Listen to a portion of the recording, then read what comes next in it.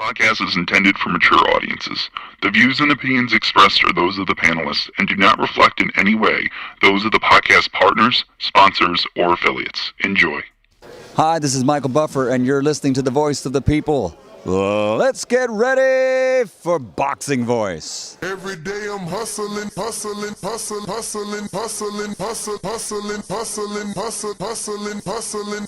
Every day I'm hustling, every day I'm hustling. BoxingVoice.com. No matter what nobody say, man, Spirit, can't nobody fuck with me, man.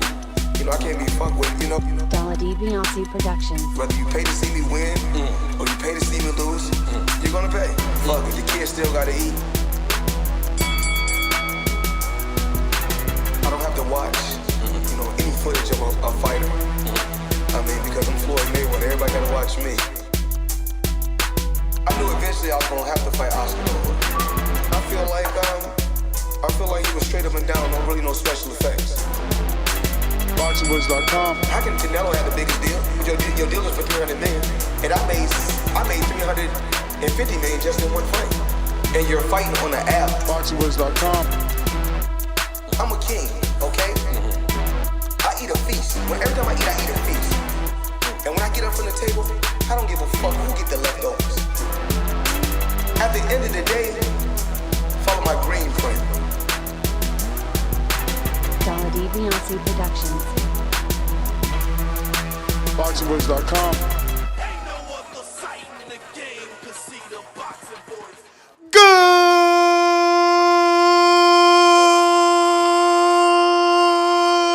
morning, TBV. What's going on, ladies and gentlemen? Welcome back to another one. It's Sunday morning, the morning afterthoughts, where we kind of just wake up the next day and try to digest, comprehend, and understand what we just saw. And quite possible that yesterday we witnessed greatness in the making. The rising superstar, Shakur Stevenson, calls out Oscar Valdez, stops Jamel Herring to capture his WBO title, making Shakur Stevenson of North New Jersey, that is, a two-division WBO champion. But my question to my audience is the obvious one. Will we ever get Gervonta Davis versus Shakur Stevenson? And if so, how long? How long will we be made to wait for what I think is the biggest fight? T.O. looks great. Devin looks great. But Shakur, every day, more and more, like a young Mayweather is what they're calling him. That's what he is resembling. Now, he called out Oscar Valdez, which is a great thing, but let's be honest, it's something that he's been doing and has been leading to absolutely nothing. So, was this the statement-making performance that he needed to get the attention of the ESPN execs and of the matchmakers at Top Rank to maybe allow such a match between Oscar Valdez and Shakur Stevenson? Well, I personally think he always deserved a shot at those guys. And, you know, while this probably was a great storyline, the one of when friends become enemies, my storyline would have been the better for all four men. I think we needed to follow the Mayweather green print and each fighter face a opposite from the corner. You know, instead of Burchelt, Mexican versus Mexican, because it was Burchelt versus Valdez and Herring versus Shakur, I say you should have mixed and matched that. But nonetheless, we are where we are, and that position is Shakur and Oscar Valdez, with all roads leading to each other. Question is, does the fight happen? You know, Top Rank is the originator of the word marination in boxing. Will they choose to over-marinate this particular fight, or will they give it to us in 2022? Seems like they can easily give us this in the first quarter, the end of the first quarter, April, May, maybe sometime, spring, break, maybe. Huh? Could you do this one spring break? Oscar Valdez, Jamel Herring in LA? Is it too cold in LA for the StubHub or something? But obviously, this has become the era of undisputed. And many people will possibly call for Shakur to do that.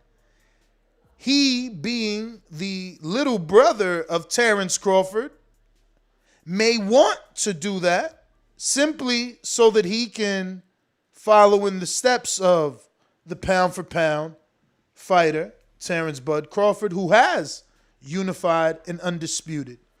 And right now, there is a possibility that Shakur can get an opportunity to unify. Undispute, that's a whole nother conversation and another podcast. But I think he can get Oscar. And I'm showing the rankings if you're watching us on youtube.com/The Boxing Voice, where you should be already subscribed, helping us reach 130,000 subscribers here on the Boxing Voice YouTube channel. I'm screen sharing all of the sanctioning bodies not named the IBO, and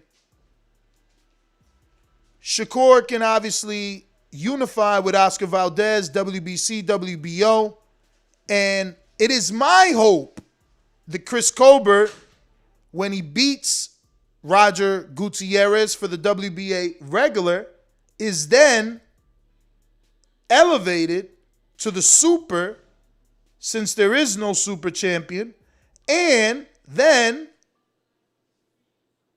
he and the vacant IBF champion can possibly get it in. There is no vacant champion just yet. You got Rakhimov, who got in a draw with Joseph Diaz Jr., ranked number 1, and Tevin Farmer, the former IBF champion, right there at number 7. You have Joe Cordina and Zelfa Barrett, names from across the pond that have been making some waves over this way. And the truth is, we really need to push for Valdez and tank for opponents for Shakur Stevenson, because if you look at his rankings, there's really nothing there to excite us. I will be Abraham Supernova biased, but I don't think he's ready. UK may be Archie Sharp biased, but we know he's not ready. And I have no clue who this guy is, but let's see what Jeffrey says. Muhammad Yakubov. Wow. That's who that is. So there you go. Look at these guys. They're in the rankings. And that's the WBO. Now, look, Lamont Roach is there. But again, he's not going to beat him.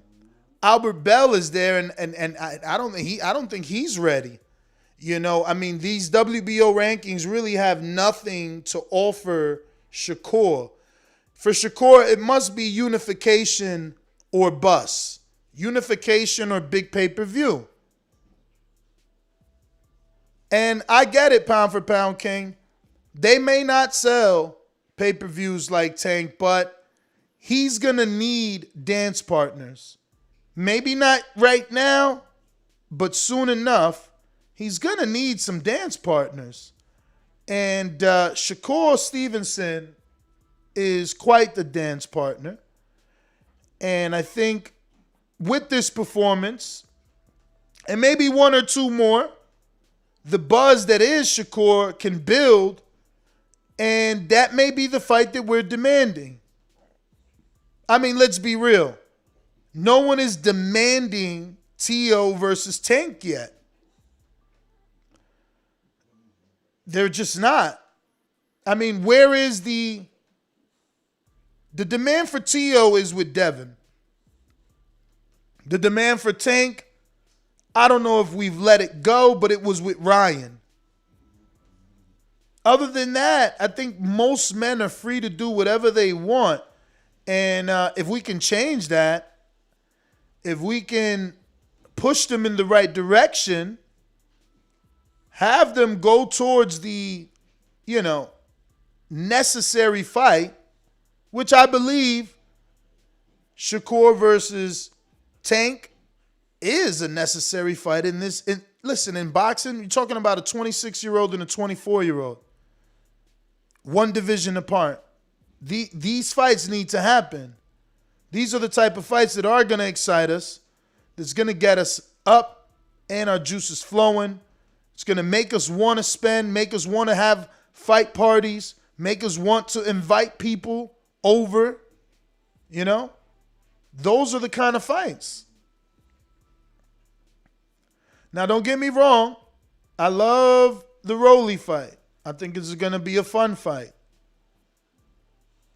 But once we get past that, I think that a Shakur fight is a good fight. Tank gets a lot of pressure.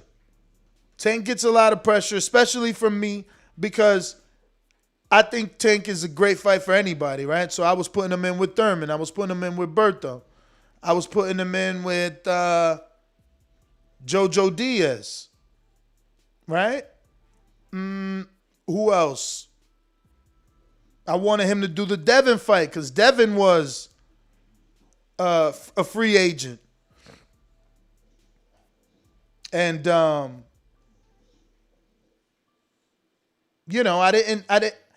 I just feel like he's one of the most exciting fighters in the division. And his explosiveness versus certain styles will make fantastic fights. And that's what we need to have more eyeballs on the sport. Let's be real. Explosive fights, meaningful fights, competitive fights. And Shakur's boxing skill versus Tank's power and the boxing skill that people say that he has that we haven't having the opportunity to see yet. I think it's a dynamic that we would be excited for. Now, I don't know if I'm wrong when I say that Shakur may be the biggest threat to a Tank. Is that what the public believes, or is Haney's boxing skill just as much as a threat, especially since he's naturally bigger than both Shakur and Tank Davis?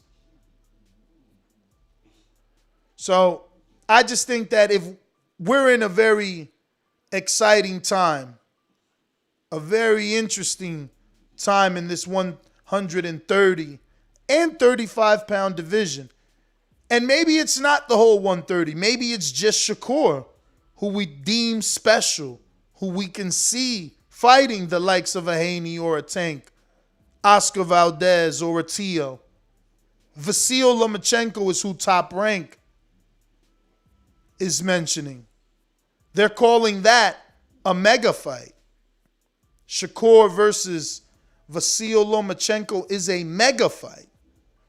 Yesterday, Top Rank and their publicists used the words super fight for the WBO former champion Jamel Herring, putting his title on the line versus the young phenom that is Shakur Stevenson. So did you believe either was titled properly? Was Herring versus Shakur a super fight? And is Vasil a mega fight? Based off our poll that's been going now for 31 minutes, and it asks the question, what's the biggest fight for Shakur Stevenson? Which do you want the most? Is it Chris Colbert, the slick boxing, slick talking Brooklynite? Or is it Oscar Valdez, the true Mexican living in Mexico? Or is it the punishing puncher in Gervonta Tank Davis? Or do you fancy a bit of the Matrix? Vasil Lomachenko versus Shakur. What is truly the mega fight? Was Top Rank telling us the truth? Is it Shakur versus Vasil, who seems to only have 13% of our audience believes Vasil Lomachenko obviously is not a mega fight? Oscar Valdez alarmingly is in the lead by a lot of points. 45% of the public believes Oscar Valdez and Shakur Stevenson is the biggest fight and the one they want the most. Tank coming in at 31% as far as what the public wants and who they want to see the young Shakur Stevenson in there with. Exactly, London Runs Boxing. Shakur versus Tank. Shakur versus Tank. That's the one I want, but you know what time it is. It's co-host time. What time? I said it's co-host time. James Payne is my name, partner, how about you? Standing on my property and I'm gonna see about you. If I come out on my porch, I see you chilling in your wheel. Boy, I hope you know somebody better be waiting on the bitch. James Payne, baby, see me pissing on the post. If we're playing basketball, you might see me in the post. Oh, yes. Top of the morning, TBV, the best part of waking up, man. Y'all know the slogan from the 80s. TBV in my cup, man. Ness, what's good, brother? Oh, man. I don't know. Just thinking of the many possibilities that, can happen when you think of Shakur Stevenson and what can be next. Hey, man, you absolutely right, man. Shakur last night, humongous stage in the ATL, and what did he do? He put on a boxing clinic. It was a beat down from what I can see, man, on the watch back, man. It was just a beat down. Shakur, the smaller man, and the size was not a factor. He was active, effective, vicious, aggressive, and aren't those the things that we wanted to see out of Shakur? We thought that he would be kind of just, boxing, kind of a snooze fest, but I don't think last night was a snooze fest, man. I think anybody that tuned in to watch that fight, I think they were thoroughly entertained, man. The boxing gods have been very, very gracious to us as of late, and we've had some amazing boxing, man. So last night was no exception. So I'm interested to see what you think, boss. Let's get into it. Listen, I think obviously I'll take this Valdez fight. That's natural. Yeah. The natural progression of a champion to go in for a unification. But I've lived through the his name is Juan Manuel Lopez and Yurokis Gamboa era where we never got that fight. And I know no one is asking for Shakur versus Tank, but Shakur is on interview saying that he thinks he's the one that's going to be able to beat Tank, that's a super fight for him. And do we need over marination? No. Do we need to have these guys on the same card? Do we need these guys to meet each other and have a shoving contest or a war of words? Is it enough to just see one explosive fighter and see another very super talented fighter and want them in there with each other, I say yes, man. I don't think we need to wait. Shakur looked big last night. I know he looked smaller than Heron, but he looked big and strong, which tells me, he doesn't have to stick around there for too long. And with Top Rank only having one other title, Colbert having the other, the IBF being vacant, maybe he does unify, following in his brother's footsteps, Terrence Bud Crawford, who unified one title but then undisputed another. And maybe this division he just unifies, where the last division he just became a champion. And then we can see him. But honestly, I know people are talking Tio, and maybe, excuse me, maybe Tio gets his turn November 27th. Maybe right now, what have you done for me lately? And Shakur put a clinic on. And when Tio does, maybe we're rushing and shoving Tio down Tank's throat. But right now, Shakur looking like someone I would love to see with Tank Davis. Yeah, man. I do not disagree. I do not think marination is a word we need to be using in a scenario. If you're talking about Shakur Stevenson and Gervonta Tank Davis, I think that you could just, play like the cannonball in the swimming pool and just throw it right on in and make a big splash, man. I mean, Shakur, they fought in the A last night, correct? They fought in the A. There were hella tickets. We saw that earlier this week when we were analyzing this fight. So you got Shakur. Shakur is hella talented and Olympian. You got Tank.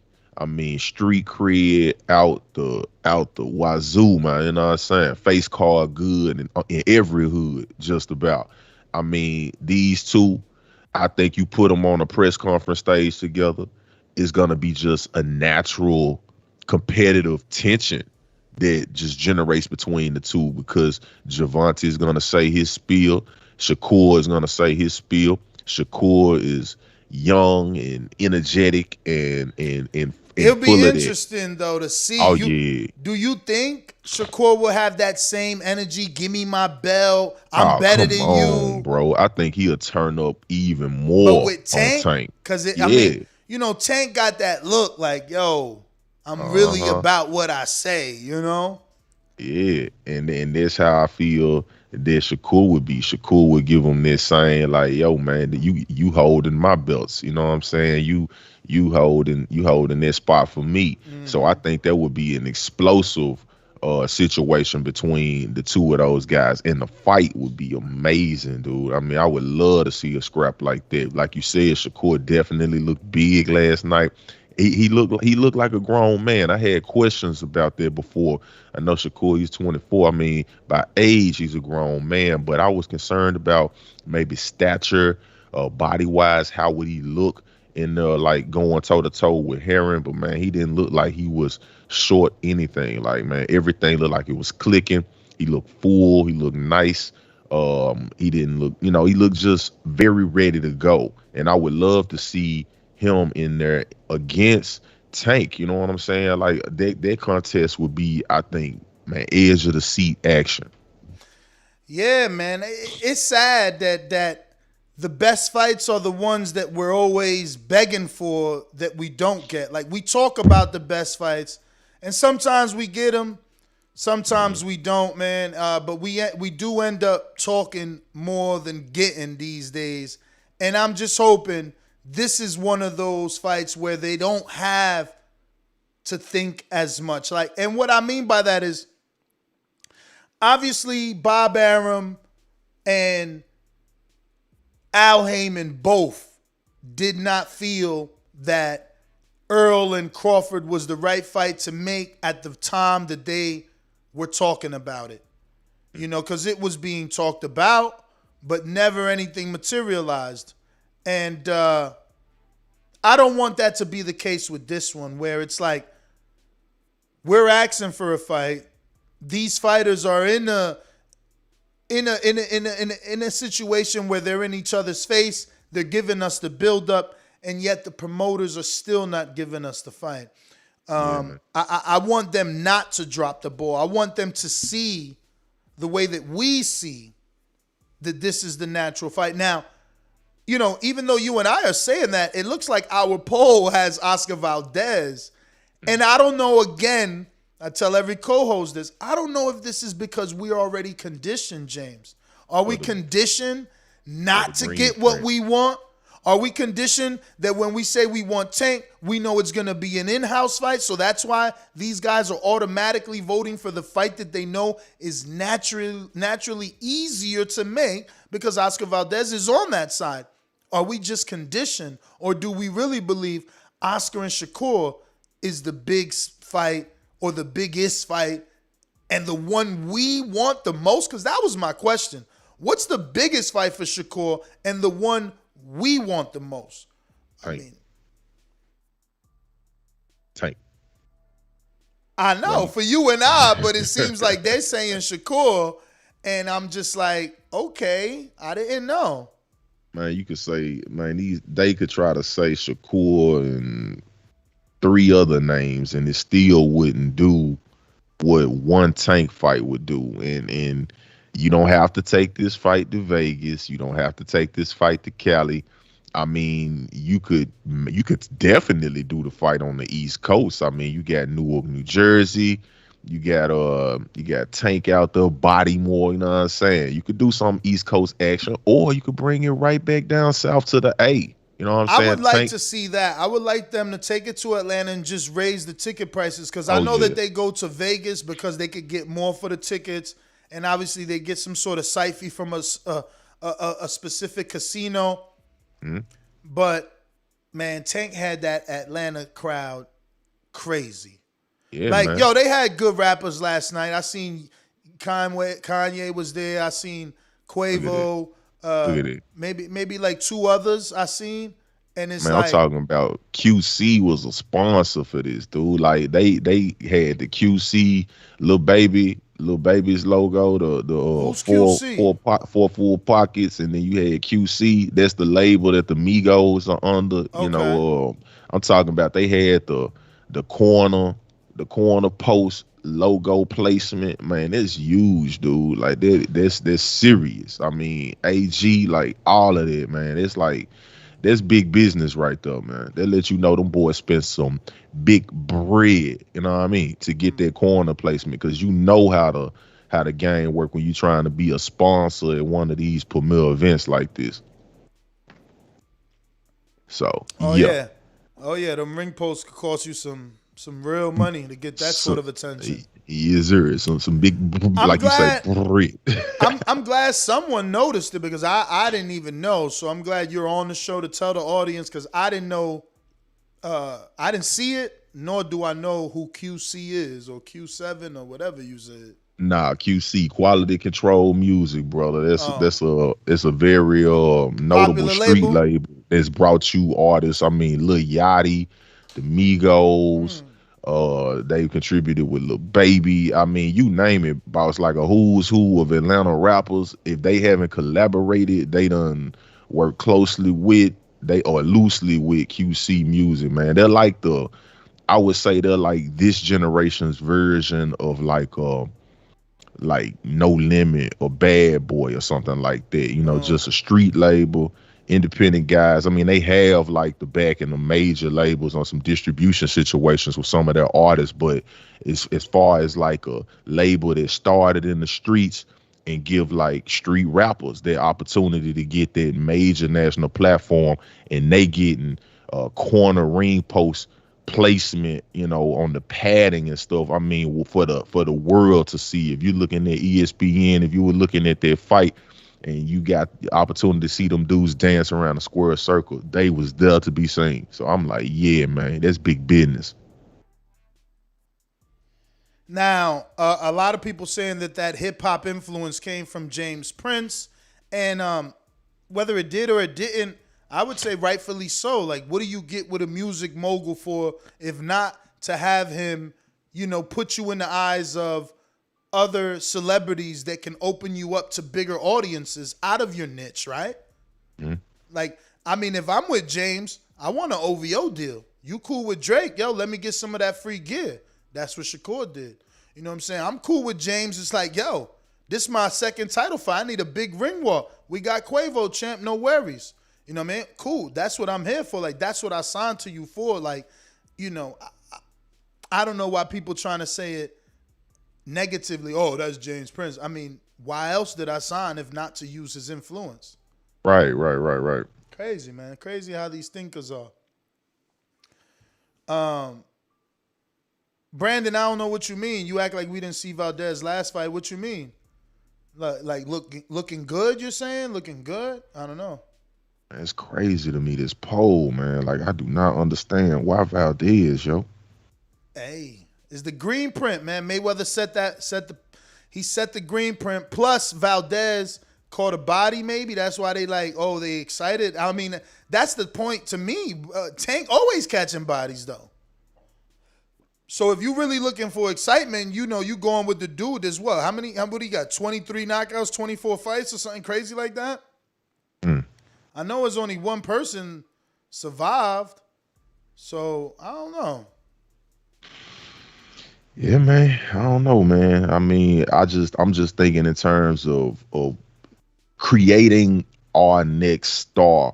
You know, it seems like we've been in search of not the next Floyd, but the next Floyd-esque fighter. You know, the next minority representing fighter that can take this boxing game and that the casual fans can start identifying with. And they might not know nothing about boxing, but whenever this particular guy has a scrap that night, the casual fan is tuning in. They're willing to spend the $80 of hard-earned money to tune in and see this fighter do what they do. And if we're gonna create that new star, I mean, we gotta put the young lions in them, man, and stop all this marination talk. I mean, we've been showed not once, not twice, but multiple examples of when you got two fighters that everybody, hardcore fans, they want to see lock it up, they want to see get it in.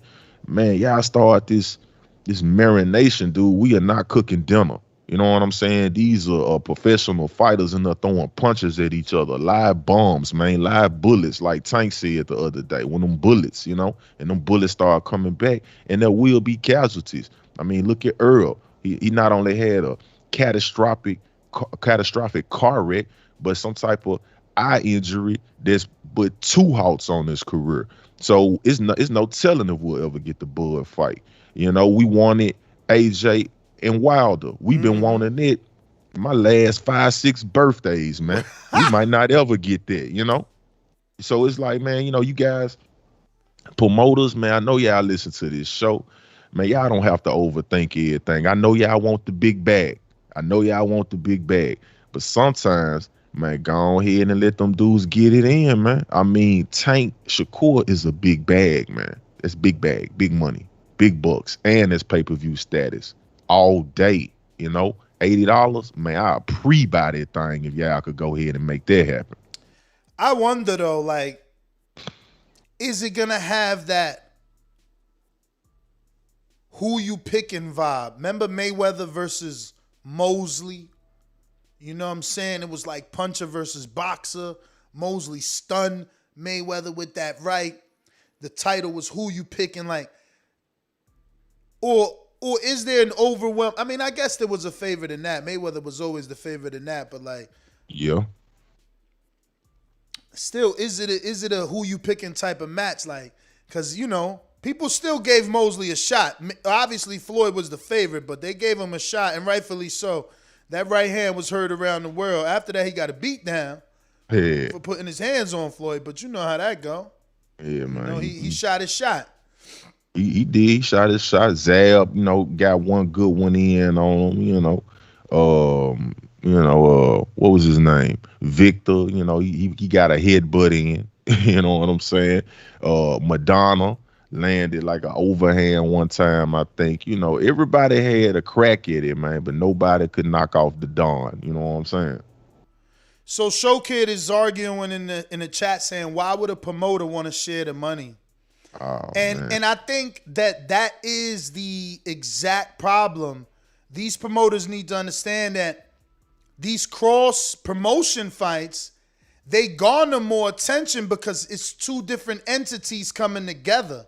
Mm-hmm. So it's automatically getting more attention. So both fighters come out of there more popular, win or lose, in my opinion. You know, Wilder and Fury is the perfect example. You know, Wilder didn't win any of those fights, but people are calling him a warrior. Last night, a guy spent $70 to debate that Jamel Herring was stopped and no one has a problem with it. Meanwhile, Wilder was taking shots and people were mad that they stopped it.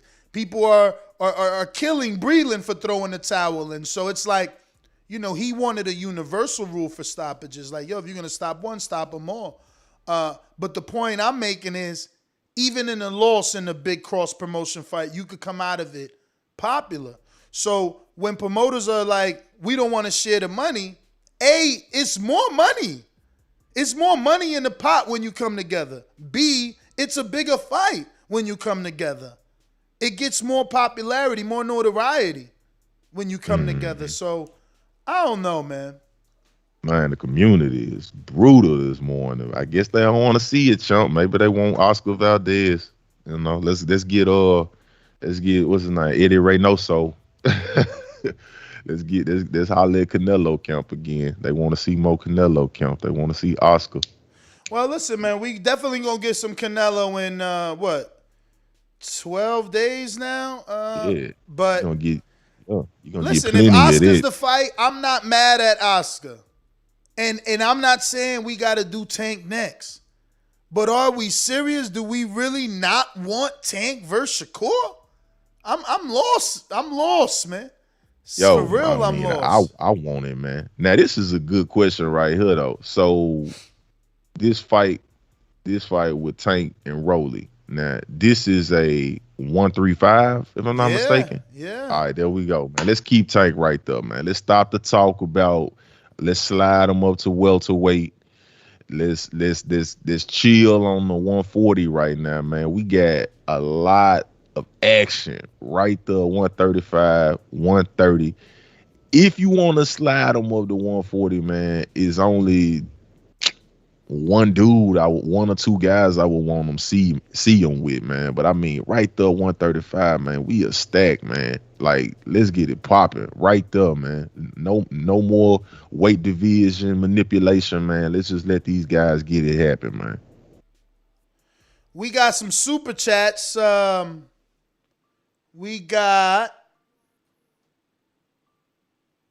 like we got Dre Dot that says, you already know Leonard Ellerbe gonna run from that fight as long as he can.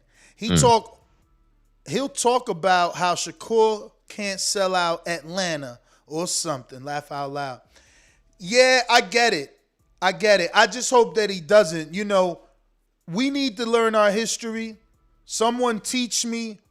What was the fighter? Send me the link to the conversation so that I can memorize that better. But there was a fighter that told another fighter, if you my friend, motherfucker, fight me. Yeah. Help me eat. I got a family. Like, these dudes that sit out here and say, oh, you don't sell tickets.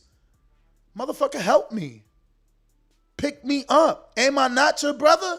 Pick me up. Ain't we in the same struggle? Then we come from the same struggle? Don't we got a common goal?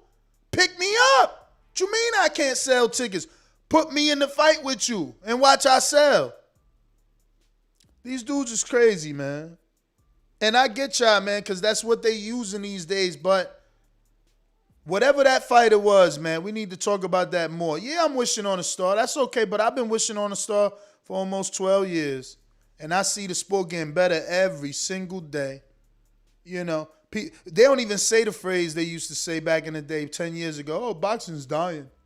When Oscar was about to leave, oh, who's going to take Oscar? Who's going to replace Oscar? Who's going to replace Floyd? Man, we still out here doing our thing. You understand? So I can wish on a star all I want because I know I'm going to get it eventually. We Man, do. we got to speak things as if they. We Speak got to them into speak things. existence. Yes, sir. Speak them We into do, man. existence, man. Yo, listen. People can hate on Wilder all he want, but speak it, believe it, receive it. I love that phrase.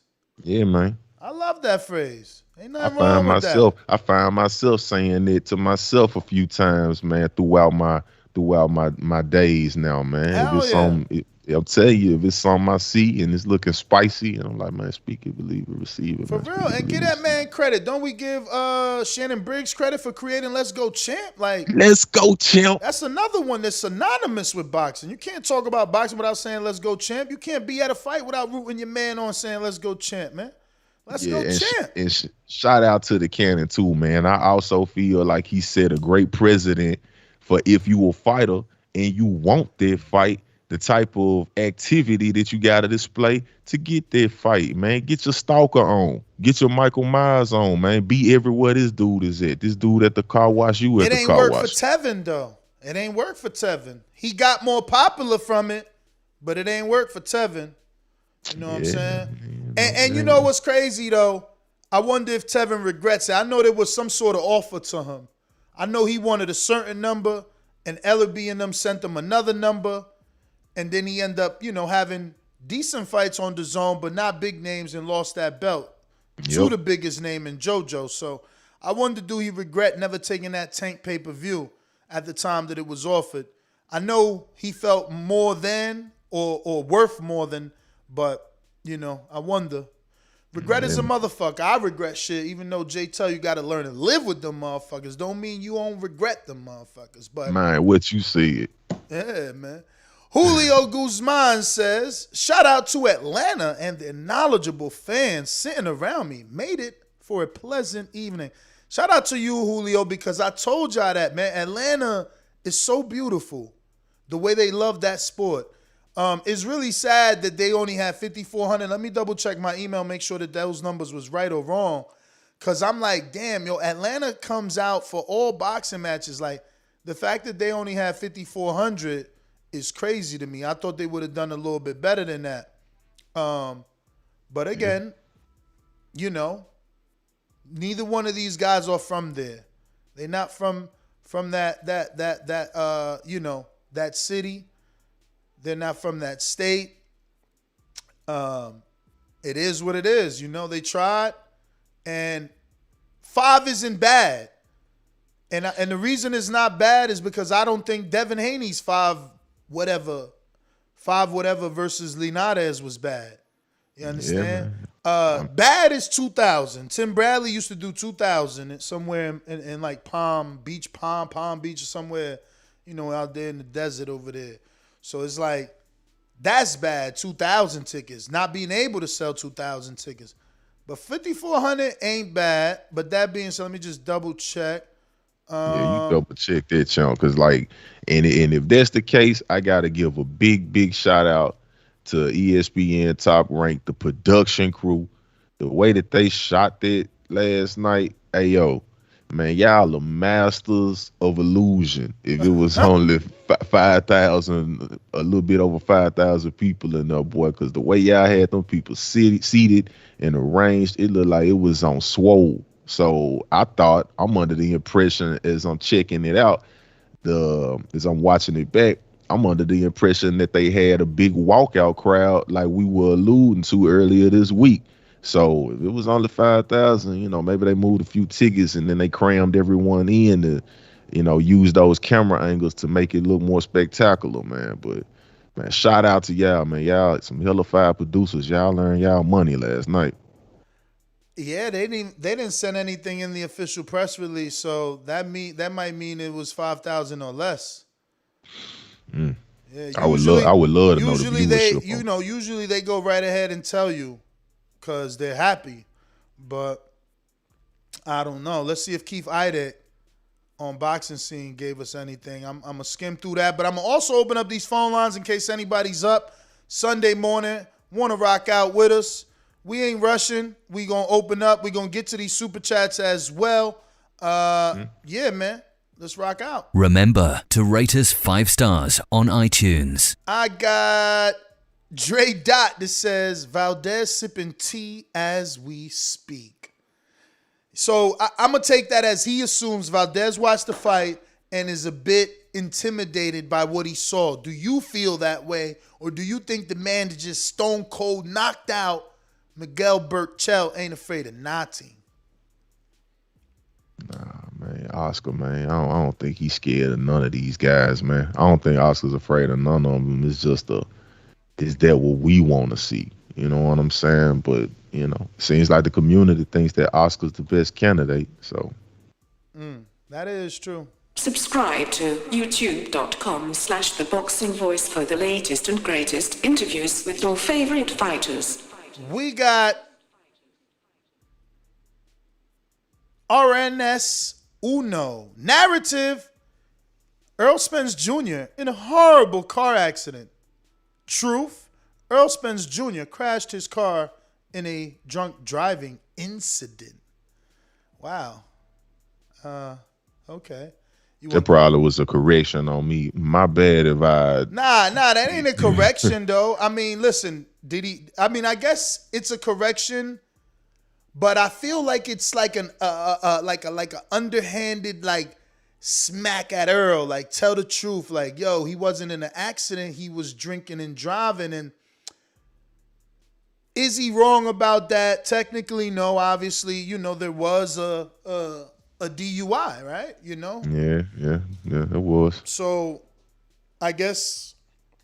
So what this what's that like? How many of his problems are self-inflicted type shot out or something? Self-inflicted problems, absolutely. But I think he is not a Spence fan and just wants us to let the world know he wasn't in a horrible accident. He made the mistake to be drinking and driving. I guess he just wants you to emphasize that, or us to emphasize that, the truth. I mean, the truth. I think the truth is in both. It was a horrible accident. And he was drinking. Yeah. You know what I mean?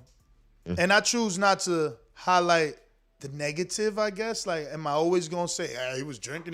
Like, that's what I'm saying.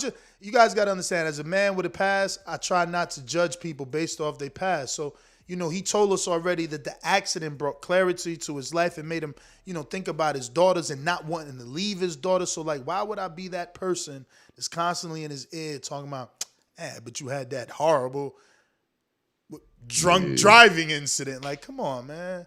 Yeah, man. I can't do it either, chump. I done made more mistakes than a little bit during my journey, man. So, hey, I'm not the one to let another man know his shortcomings. You know what I mean? Exactly, man. A little bit of peace, a little bit of love for everybody, man. We all trying to get ahead in this life, man. We got Julio Guzman back with another one. Shout out to you, Julio. Appreciate you tuning in and rocking out with us this fine Sunday morning for the morning afterthoughts. He says, absolutely correct, Ness. Cross-promotion mega fights are beneficial for both parties. Hell yeah. Listen, Wilder, PBC, everyone came out of that way better. And it's because the world got to see, two people, and by people I mean two separate entities that normally don't work together. So that's a plus. Then the world got to see a great fight. Many, especially Fury himself, calling it the greatest trilogy of all time in the heavyweight division. So I don't see how they didn't win and how the losing fighter also didn't win. So, I'm only saying all that to say that Tank versus Shakur or Tank versus Tio, which are cross-promotion fights, absolutely should still happen and are still worth it to promoters. We need to stop letting them get away with that excuse that why should they share the money? And it's because you're going to help your fighter who you promote be bigger and better. What's your thoughts on Shakur versus Gary Russell Jr.? Shakur spoke about them fighting, and this is Lil Scrappy. Shout out to Lil Scrappy. Beautiful question. I actually asked Shakur this question one time on the show, and I'm going to just say the easiest thing I can say is no one ever has no one ever has the energy for Gary. But Gary's at 126, you know. Shakur and Gary, that time is past. The only reason I say that is because we've been begging Gary to move up for like 5 years. He keeps saying he gonna move up. He really had me believing he was gonna move up this year when he all the talk with Devin. Then it was Ray Vargas. Then it was Crawford. And I'm like, oh shit, he's gonna move up. He's at least he was posting like, yeah, I weigh 135 right now. Like, I'm like, oh yeah, he gonna move up. And then he didn't even have a fight. He's got more, like his normal is 12 months out the ring. Now he's out longer than that. So I'm just like, you know, I can't believe Gary no more, man. He's fucking killing me, man. This is a kid I love, bro. I picked him versus Lomachenko and lost with him, you know. I watched his 8-rounder on HBO, you know. I've been in his training camps, like, he playing. He playing. Like, we want more from him. He know we want more. I've asked him them questions on this show. Like, champ, we want to see you fight more than once a fucking year. You know what I mean? This whole thing that, like, he always blames it on Abner and Leo and Tank and these guys not want to fight me. Like, bro, there's mad other fights out there. And Gennady had the same problems, and he fought everybody else, not named the guys that wouldn't fight him, and forced the guys that wouldn't fight him into fighting him. Why? Like, you got to become your own franchise. Like, make the see, the show's about Tank. That's why everything is, all roads lead to Tank. Make your own show. And Shakur could do that. He could come right back to Atlanta with Valdez. But the thing is, these other promoters don't believe in these fighters the way that Floyd Mayweather and Leonard Ellerbe believe in Tank. Just think about it. Tank getting what we call, and I say we even though I'm not part of that, but what the boxing fans call soft touches or cherry picks. But Mayweather believing in that. He giving it to him. And then he putting it on pay-per-view. And then he going as far as to actually be there to promote it. It ain't like, because, you know, there's many different levels of bosses. It's like, well, I don't really care. Like, whatever. Give him, he want to fight cherries, give him a cherry. I ain't going to show up to the press conference. I got other shit to do. Yeah. We don't got to go as hard and promote this. We ain't got to put on, sell that shit to Showtime, Championship Boxing. Nah, they actually investing in Tank. When you do a pay-per-view, it's the promoter's money. Yeah. So it's like, we believe in Tank that much. And that's what Bob needs to do with Shakur. But are they? Or do they believe in Valdez? Will this fight end up in L.A.? Yeah, they probably going to take that to one of the coasts, chump. And that's my problem. More than likely the West Coast. That's my problem. That's my problem. When they say all roads lead to Tank, that's fucking wild. Because he could go to Atlanta. He could go to L.A. He could go to Vegas. He could go to Brooklyn. You know what I mean? It's on him. You got to go where the other side is valuable. And that ain't how you get a Tank fight unless he give you a fight. You know what I mean? You got to bring your own value. And if Bob wanna show us that Shakur's a player, believe in him. Don't show me that Valdez is still your dog by going back to the StubHub or some shit like that, showing me that you believing in the Mexican fans, that you don't think Valdez could do it, or rather Shakur could do it. Because I say, if Mayweather said that's the green print, then why can't Valdez come to the A? Because when I was at the A, they didn't care that Barrios was not Valdez. They only cared that Tank about to beat the shit out this Mexican. So they sold out 20,000 people. They don't care if it was Valdez. Now Valdez is Valdez, and he gonna bring his own traveling crew, and there's gonna be his own Mexican flags, and them seats gonna cost more. But Floyd Mayweather did it where, or rather, Bob did it where? In Atlanta, showing that they believe Tank is a star. But if they go to LA, I mean, I just think that's saying the opposite of what we talking right now. I think that's directly telling Shakur, look, you're great. You got great skill, but we don't believe you could sell. We're going to go ahead and keep believing in the Mexican fighter. And that's okay. That's okay, because I believe in Andy, and that's why I bought that Areola pay-per-view. You understand? Right. I believe in Andy, and that's why I think him and Wilder no belt is a pay-per-view I'm willing to pay for. But Yeah, man. But they got to show that they interested. They got to show that they believe in Shakur Stevenson, man. Yeah, it's a tough one, Chump. We definitely gonna find out coming soon, man. But you make a strong argument right there, man.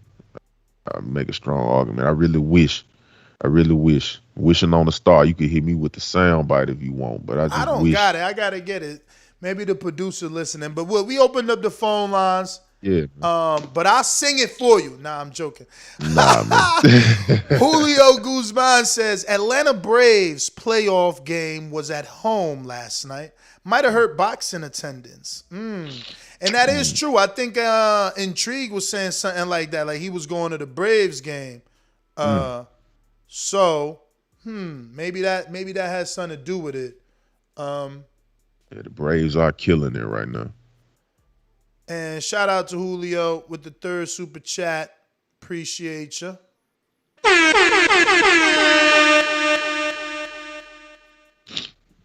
You are now tuned in to the top boxing podcast in all of sports media, The Boxing Voice. Don't forget, smash the like button.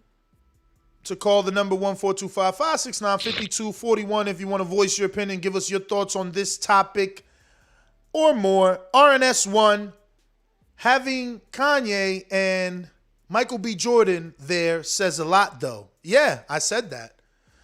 Now, obviously, he didn't have as many stars as Tank, though.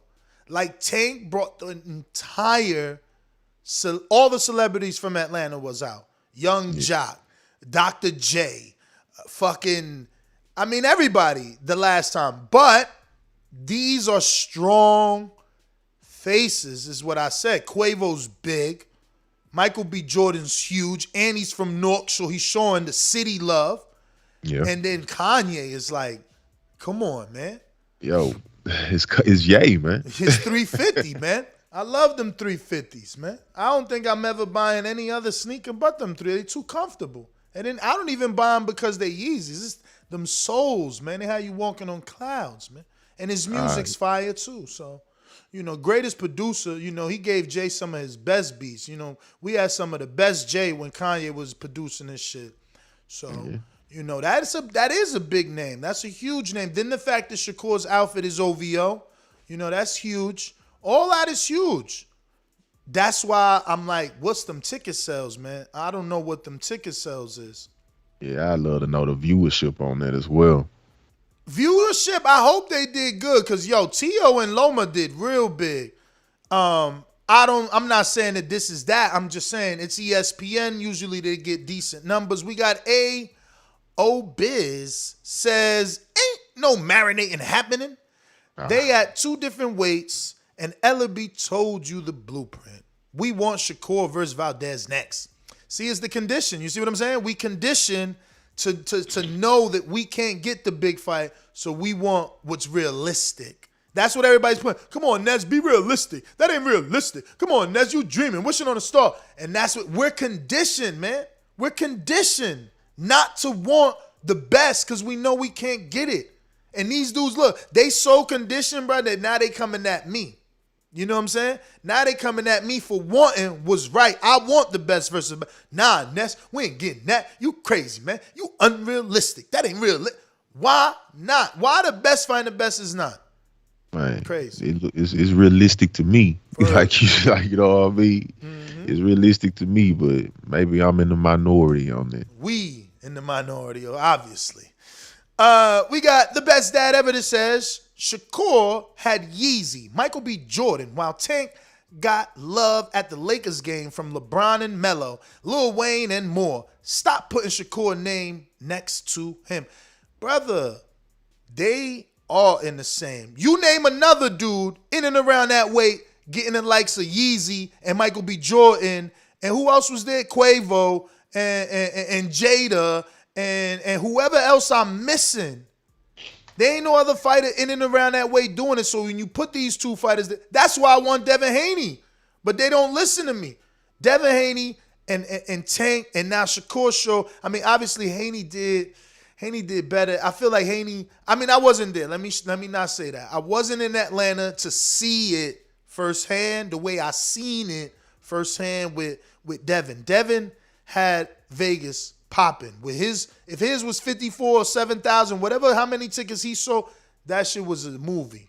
It was a movie. I wasn't at Shakur's yesterday. I can't tell you how great. I'm only going off the speculative number of 5,400.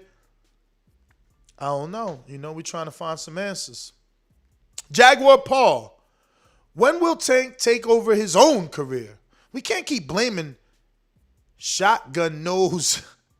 Or did he Shotgun Nose? Oh, yeah, because the double barrel. Shotgun Nose for all these cherry picks. I think Tank is taking over his career, man. I think Tank is taking over his career. I mean, he had a really good interview this past couple days after the press conference, man. Giving his thoughts on Jake Paul and some other situations, man. Listen, I think Tank is coming to his own, and it's only a matter of time. The truth is, there isn't any other fight that he could have made other than the Devin Haney fight, and we talked about that. I'm not saying Eddie would have held Haney back, but I'm saying that I feel like Haney and Eddie still together. Even though Haney's saying they free agents, I feel like they still together. They got some sort of agreement where it's like, yo, can I call people out and you back me with the money? Yeah. Like, you know what I'm saying? So it's like, I don't know what's realistic since they're using that word so much today. You know what I mean? But we got Julio back with another one. He says, I recall Hagler saying to Leonard, you're a generous man. You say you're my friend, fight me then. Let's make that money. There you go. I knew it was somebody, and that's what I'm saying. Like, bruh, let's stop all this. You don't sell that. Help me. Put me in the ring with you, champ. I mean, that was evident. Everybody who fought Floyd got more popular. Robert Guerrero became a name after fighting Floyd. Victor Ortiz got movie deals and other big fights after fighting Floyd. Almost everybody that fight Floyd get popular. I mean, look at Logan. I ain't even going to say what's going on with Logan because that's for Sunday night, 7 p.m. Eastern tonight. We got to talk about that craziness. Is that cap, though? Or is I don't know. We're going to talk about it tonight. All right, that's just crazy, though. That's what I'm saying. Like, that's where we are. That you fight Floyd, and that's what you could get next.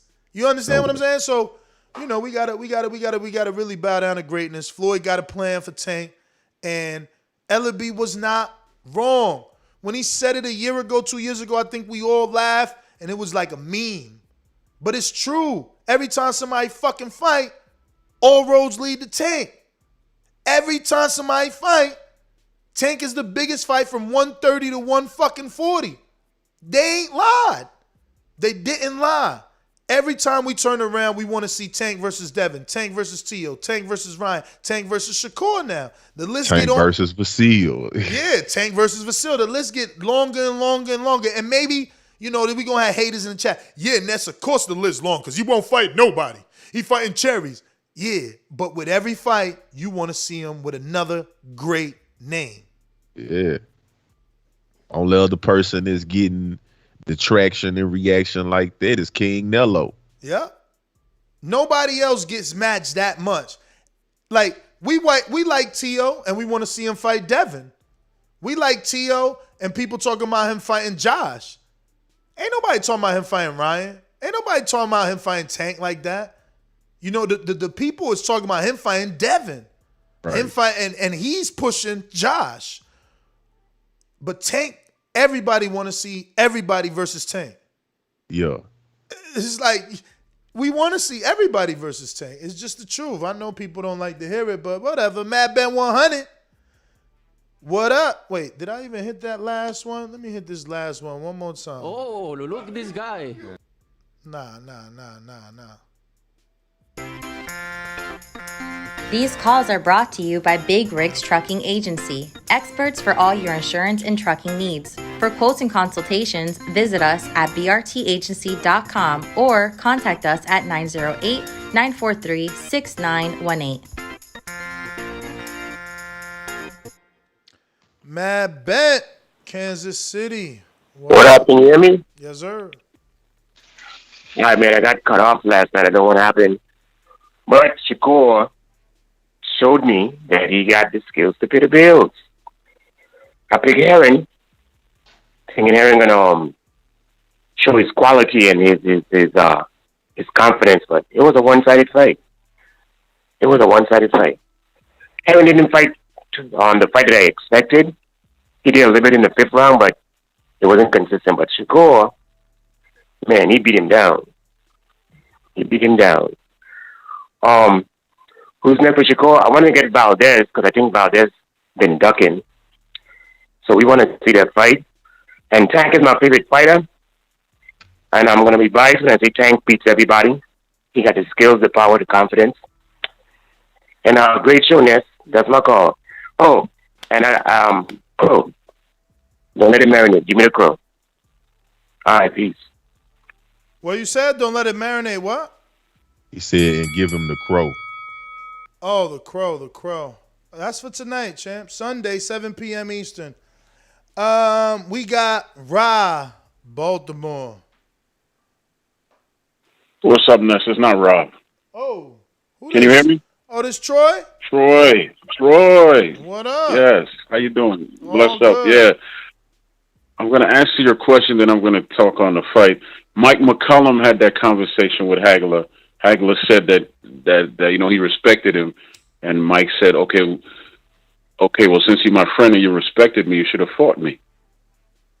And Hagler pretty much told him what everybody else did. Risks, it was too risky, and you just weren't worth it. That's basically was the answer he got from Leonard, from Hagler, from all of them. Oh, all right, because someone just told us it was Hagler saying that to Leonard. Hagler probably did say something like that to Leonard, but Mike is on video saying this right on YouTube. It's not hard to find. But that fight last night, I think it was stopped too early, but it really was a one-sided fight. I was expecting more from Herring, but that speed of Shakur, he just couldn't do nothing with him. But you know what? Every time he did get a hit in on him to his body, you could see that he was hurting Shakur, but he couldn't keep it up. But that honestly, now we could talk about this, but when you're in the ring and someone's firing 3, 4, 5 shots at you at a time, it makes you freeze and throws off your timing. So I think that's what happened to him. He just froze. He froze. He couldn't handle the speed. All right, that's all I got, Dr. Frankenstein. That is all I got. Bless up yourself, man. So what about my poll question, though? What's the biggest fight for Shakur Stevenson? Which do you want the Where most? are you from? Where do I live? I live in Baltimore, so who do you think I picked? Tank. I picked Tank. That was the simplest answer you're going to get. Tank. Now, do you think Tank beats him, or do you think he's got the answer? Like AI? Technically, he's a better fighter than Tank. Tank's a harder puncher, but Tank could actually box, but this boy here is a much better boxer, and he's focused, and most importantly, he stays calm. So come round 9, round 10, round 12, he's not going to be breathing heavy at all. Yeah. He stays calm throughout the fight. Yeah. He had phenomenal stamina last night. It's true. I said that on a live fight chat. When he went to the corner, he wasn't even breathing hard, bro. That shit was like nothing to him. He stays calm. That's something that Ennis does. Exactly. That's something that the brother does out of Philly.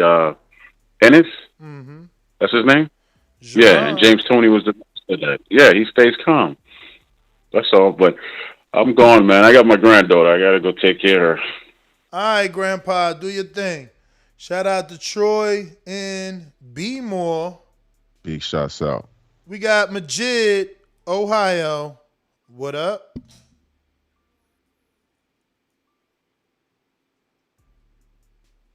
Everybody need to like the video, subscribe to the channel, join YouTube members and Patreon for something. All right. Well, when I first seen the title, I was hating like, oh man, they trying to push off.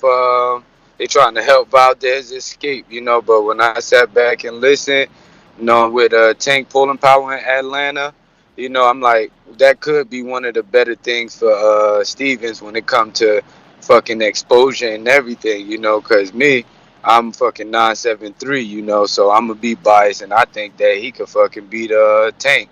It'll look something like Floyd versus Zeb, you know, them later rounds.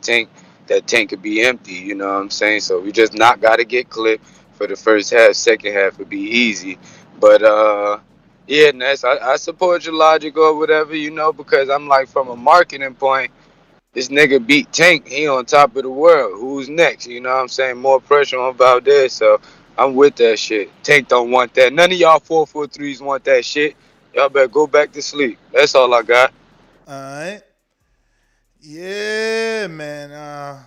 I like that fight. It's going to be interesting, though, man. That's what I'm saying, man. This fourth quarter is amazing, right? We get so many great fights, but just think about it. The next 2 to 3 years are going to be so good. Like, no matter what, we'll get Shakur versus Valdez, Vasil, Tank, Ryan, T.O., somebody. And the same could be said with Gervonta. We'll get Tank versus all the names that you think he won't fight. And the same with Valdez. All the names that he think he won't. Like, in the next three, these guys got to fight each other. Whether they move up one division or not, they're still in there with decent names. Like, look, Valdez, you know, there was some time at 126 where, you know, a lot of us accused him of avoiding some serious competition, but he moved up, and now he fought and knocked out Burchell. You know what I mean? So he got his big win on his belt. And that's what I'm saying, that eventually we will get him. Yeah, I'm not here to preach the whole eventually road. We want what we want now. But, you know, if we don't get Tank Shakur, we'll get Tank Devin, is how I feel. Like, because there's too many of them right now, is all I'm saying. Like, there's really nowhere to hide. Like, even if you're a Tank detractor, like, where really else can Mayweather go after Rolly? Like, what, you know, wherever you go, it's got to be danger wherever you go, like, after this fight. And even Rolly, in my opinion, brings some sort of danger. Like, he's still a puncher and the biggest puncher Tank's face. Man, chump, I want to be with you on that one, man. But my dude, like, yo, I'm just gonna leave it up there, man. So you don't think Rolly stands no bit of, he ain't even got a puncher's chance in your opinion? Bro, like, I've been watching Rolly footage. I've been going back through the crates, man, digging through the crates, man, just watching this guy, dude. I don't see no improvement or, like, but what about that awkwardness? Like, that's the thing. You can't train for somebody that weird. He ain't traditional. One of the biggest things that the people that helped me get ready for my scrap on September 17th was telling me was that I was smothering my punches and basically, like, kind of blunting out my power. You know what I'm saying? And how you got to keep somebody at the end of your punch. And Rolly, man, like, I just see he's like a bull in a glass shop, champ. Like, he just comes through, he just swinging his feet, like, he don't remind you of Wilder? He throwing himself out balance. He's like just like everything is maximum swing. Ain't that the same? You describing Wilder, and he got an entire fucking fan base. Wow, man, I'm not gonna make that comparison neither. Rolly is definitely not Wilder. Wait a minute, I did not say that. Listen, everything you just described, say them words again. A bull in a china shop. Gerald Washington versus Deontay Wilder. What else you said? Throwing off balance. You said throwing off balance. Wilder, I mean, yeah. Now Wilder doesn't have the greatest balance, but he at least build the bridge. He'll at least extend the left hand to try to measure his opponent so that he can place the right hand. Man, Rolly throwing mad hooks. just man, whatever I can hit on this dude, I'm gonna hit, man. Do you really think like Tank gonna be just standing enough for you to tee off? Like, man, Tank got man great counter game. Tank, oh my god, like I don't even see this fight going past 5 rounds, chump. I'm just saying, you taking it as if I'm trying to downplay Wilder. I'm trying to say, look, Wilder and Rolly get accused of similar things, and look how far Wilder went with his power. You know what I'm saying? Yeah, Rolly ain't one punching dudes, but he still represents a lot of power, and he still represents the most power that Tank been in there with. I mean, who else is Tank fought that can punch as hard as Rolly? We gonna see, man. I feel like Rolly feels like when he was saying that Tank is gonna make it an easy fight for him, you know, in months past. I think what he's referencing to is how at those smaller divisions, I mean, you really don't have guys that are pursuing the KOs actively like that. You know, they're more boxers in the boxing, and they're gonna go the distance in a boxing match, but not Tank, and definitely not Rolly. As somebody getting slept that night. So you know, and I'm thinking Rolly, man. I think that Rolly might be we might have to get watch busters on it. I don't know if that's a real Rolly, man. I think that might be some funny money right there. But we gonna see, man. Rolly, you got the opportunity to prove me wrong, chump. He said comparing Wilder to Rolly. Bruh, y'all terrible, man.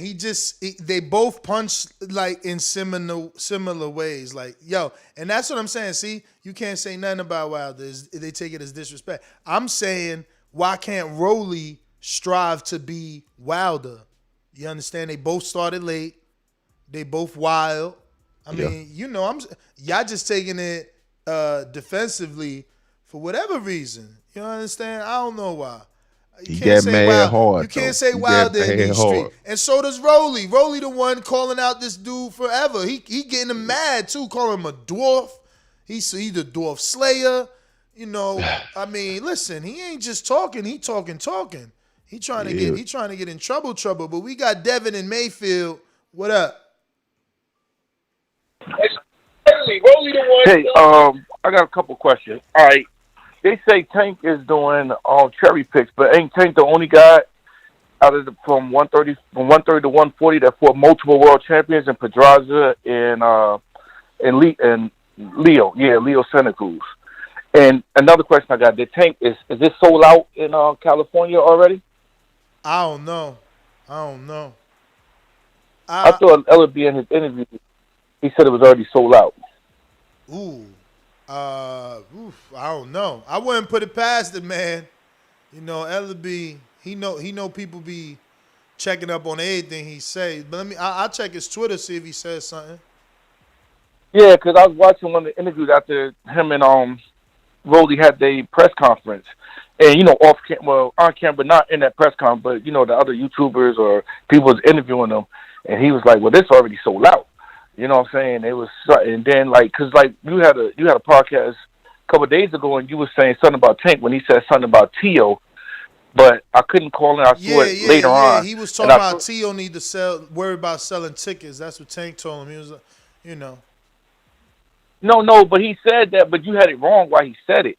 That's what I said. But when I seen your podcast, it was already pre-recorded. But Tank said that because they said they asked Tank. The question was, Tio father said they gonna train Rolly. He's like, what the fuck they gonna do? They said they need to worry about selling tickets. They worry about trying to train him. They ain't gonna help him. That's why Tank answered that question. They said they did say I heard his father say he's gonna help him, but Rolly said in the interview before that his father he not messing with them. He got his own trainer, but the father said, oh yeah, we're gonna help Rolly, we're gonna train him. And then when they asked Tank that, Tank was like, what the fuck is they gonna do? They need to worry about selling tickets. Then we're trying to help him. That's why he said that. That's what it came from. Well, all right, Chip. The argument with Leonard Ellaby is always going to be the Tank is the biggest draw.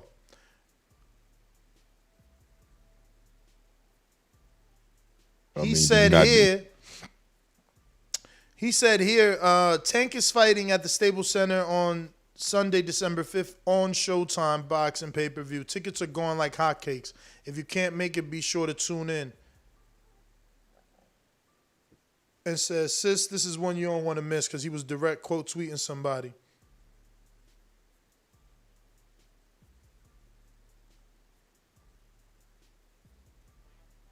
Uh-oh. Look at this. A fan 9 hours ago added Ellerby and said, Shakur got his first big stoppage. Now they going to use Shakur against Tank. Laughing out loud. They not even in the same division. Palm on my face. So now, that's what we asking for.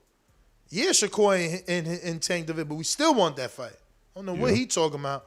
But Leonard comes back. Let me show this because this I answer right here. I guess you don't know. Fuck. Right? All right. Let me see. He said, I guess he meant to say the hate, but he said, the hate for Tank is real and we love it.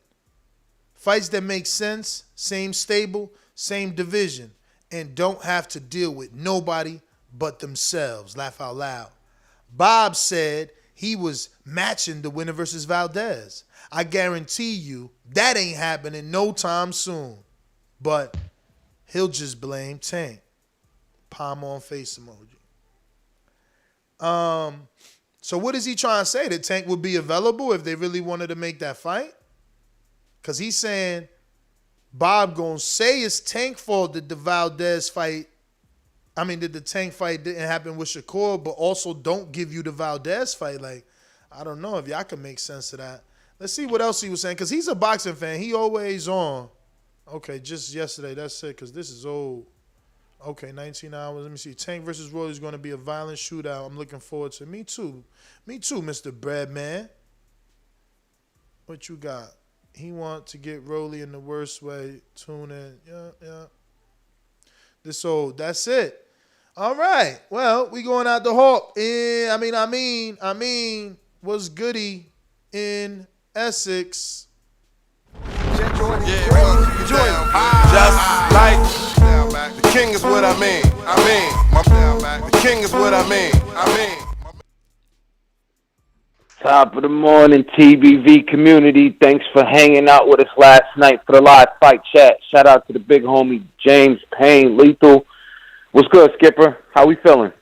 All good, man. I woke up on my Shakur versus Tank, man, but the world saying, nah, we want Valdez because that's realistic.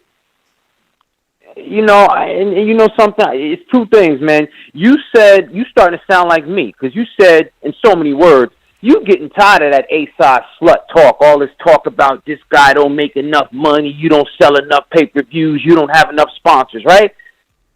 So I don't know if I'm going to sound like you, but I'm going to say this about Shakur. It's a statement we like to use, daring for greatness, right? Suppose Shakur says, and I love the Valdez fight because it's unfinished business. I feel like they've been hiding that duck taco. It's expensive taste, right? I'm going to go another way and say, yeah, the Tank fight is a good fight, but what if he says, you know, the old commercial, I think it was Gatorade, anything you can do, I can do better. He says, yo, I'm going up to 140. I'm not going to hang at 130. I'm going up to 140, and I want to fight Josh Taylor. I like that fight for Shakur. You know, just jump up a couple divisions. So if and when maybe the Tank fight happens, that's an inside fight anyway. You know what I'm saying? If and when the Tank fight happens, now you're saying, well, both these guys went from, you know, 130 to 140. Now they fought a difference in competition when they did that. But, you know, if Shakur did that, I wouldn't be mad. Is that just me being gassed off the hype because he had Brick City on his trunks every time he stepped in the ring, undefeated, and became the new WBO champion? Maybe. Maybe I might gas, but the skills pay the bills. The homeboy got checks. He got Bitcoin. He got debit. He got fucking brown paper bag money, and he wasn't even born in 88. So that's where I'm going. That's what I'm talking about. That's my call. Well, all Talking right, that champ. talk. Yeah, All right. That's King Amin in Essex. And remember, TBV is back with Border Wars 13 in Florida. James Payne will be in the building. Your Your man Stainless will be in the building. You know, Yes, Alexander sir. Lioness will be in the building. Listen, there's going to be so many people. We planning such great things for this Border Wars. Get your tickets. The link is in the chat right now, pinned, so you can get your tickets. Check out the seating chart as I'm screen sharing it. You can get tables if you want to have comfortable tables and get bottle service. You could be ringside if you want to be ringside. And we have general admission as well. We got 5 seats per table. So there's VIP exclusive ringside seating as well, table seating as well. I mean, table seating for $50, that's super cheap. You know, that's normal general admission. And pretty much second Border Wars in Wisconsin was $50 general admission. So this is pretty cheap for tables. You know, you can get cheaper than that for general admission. We'll be there December 11th. We got right now a 9-fight card. But believe you me, we have a bunch of other fights waiting to be match made. We need a 140-pounder. We need a 176 to 199 cruiserweight division. I'm looking for some cruiserweights, some 140-pounders. I need me a 130-pounder. And, yeah, man, a heavyweight. I need a heavyweight with no experience. Let me get some heavyweights. Where y'all at? We going out to Georgie, Porgy. Oh, my Gene Bear. Boomerang, what up? Hey, good morning. Good morning. How you doing? All good. So the thing that Ellaby was talking about, not getting the damn, bro, I'm sorry. I just woke up. The Valdez fight is because Navarrete's people had talked to Bob after his last fight about getting that Valdez fight, and it seems like there's a lot of Mexican fans that want that fight to happen. So I think that's what he was talking about. I agree. I don't think that fight is going to happen. They're not going to feed Valdez to Shakur, at least not right now. That's my opinion. And to be honest with you, I don't see anybody beating Shakur. I think there's good fights that could be made, but I mean, the guy is definitely on another level. I don't agree with you that he's the next Floyd, because I do see holes in his game, and he does get hit. He does get countered, but he's a great fighter, man. The guy's technically sound everywhere he goes. So that's my call, brother. Have a great Sunday. All right. Looks like we got LV Slugger. What up? Only time y'all see me in Rays is when I turn into the Bronze Mama.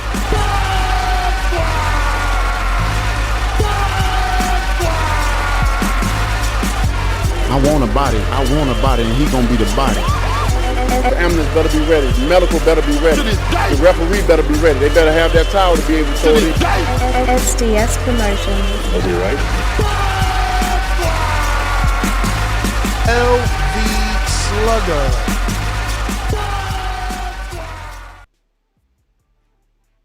TBV, fellas, what up? Yeah, man. Y'all hear me? Mm-hmm. Y'all hear me?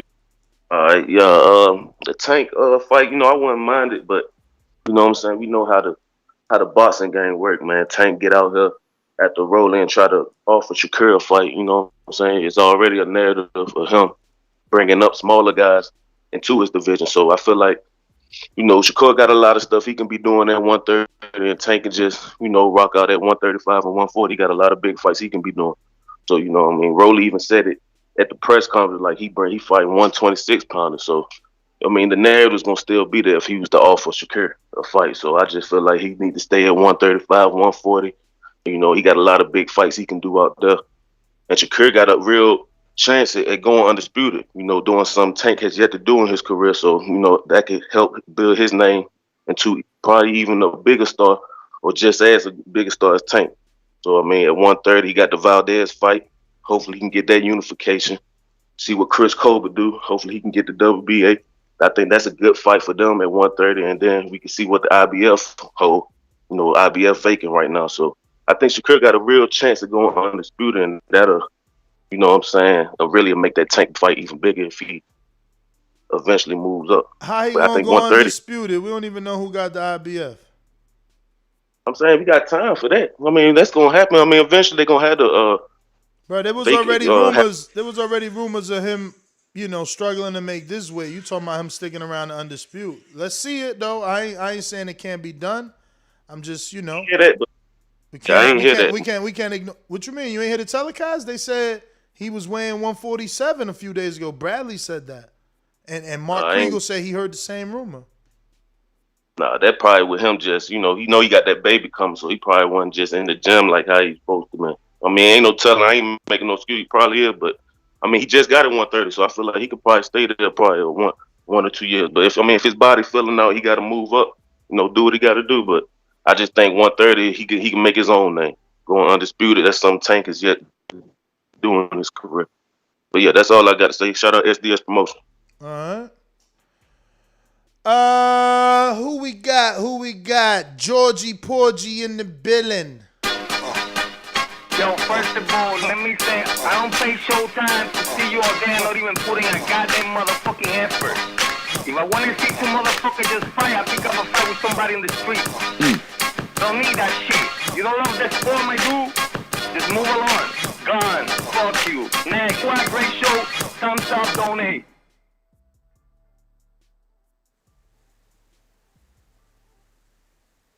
Spirit. Yo. What up? Yo. How's this spirit out there, Mr. Gibbs? Panelists. Everybody. What's up? Yo, listen, fucking Hella be talking, injectating that shit between Tank and Shakur. I heard fucking Duran and Boom Boom Mancini saying, cause these people, what they are, 10 pounds apart? 5. I heard Boom Boom Mancini say that 10 pounds is 2 cups of water. At the end of the day, that's it. 2 cups of water.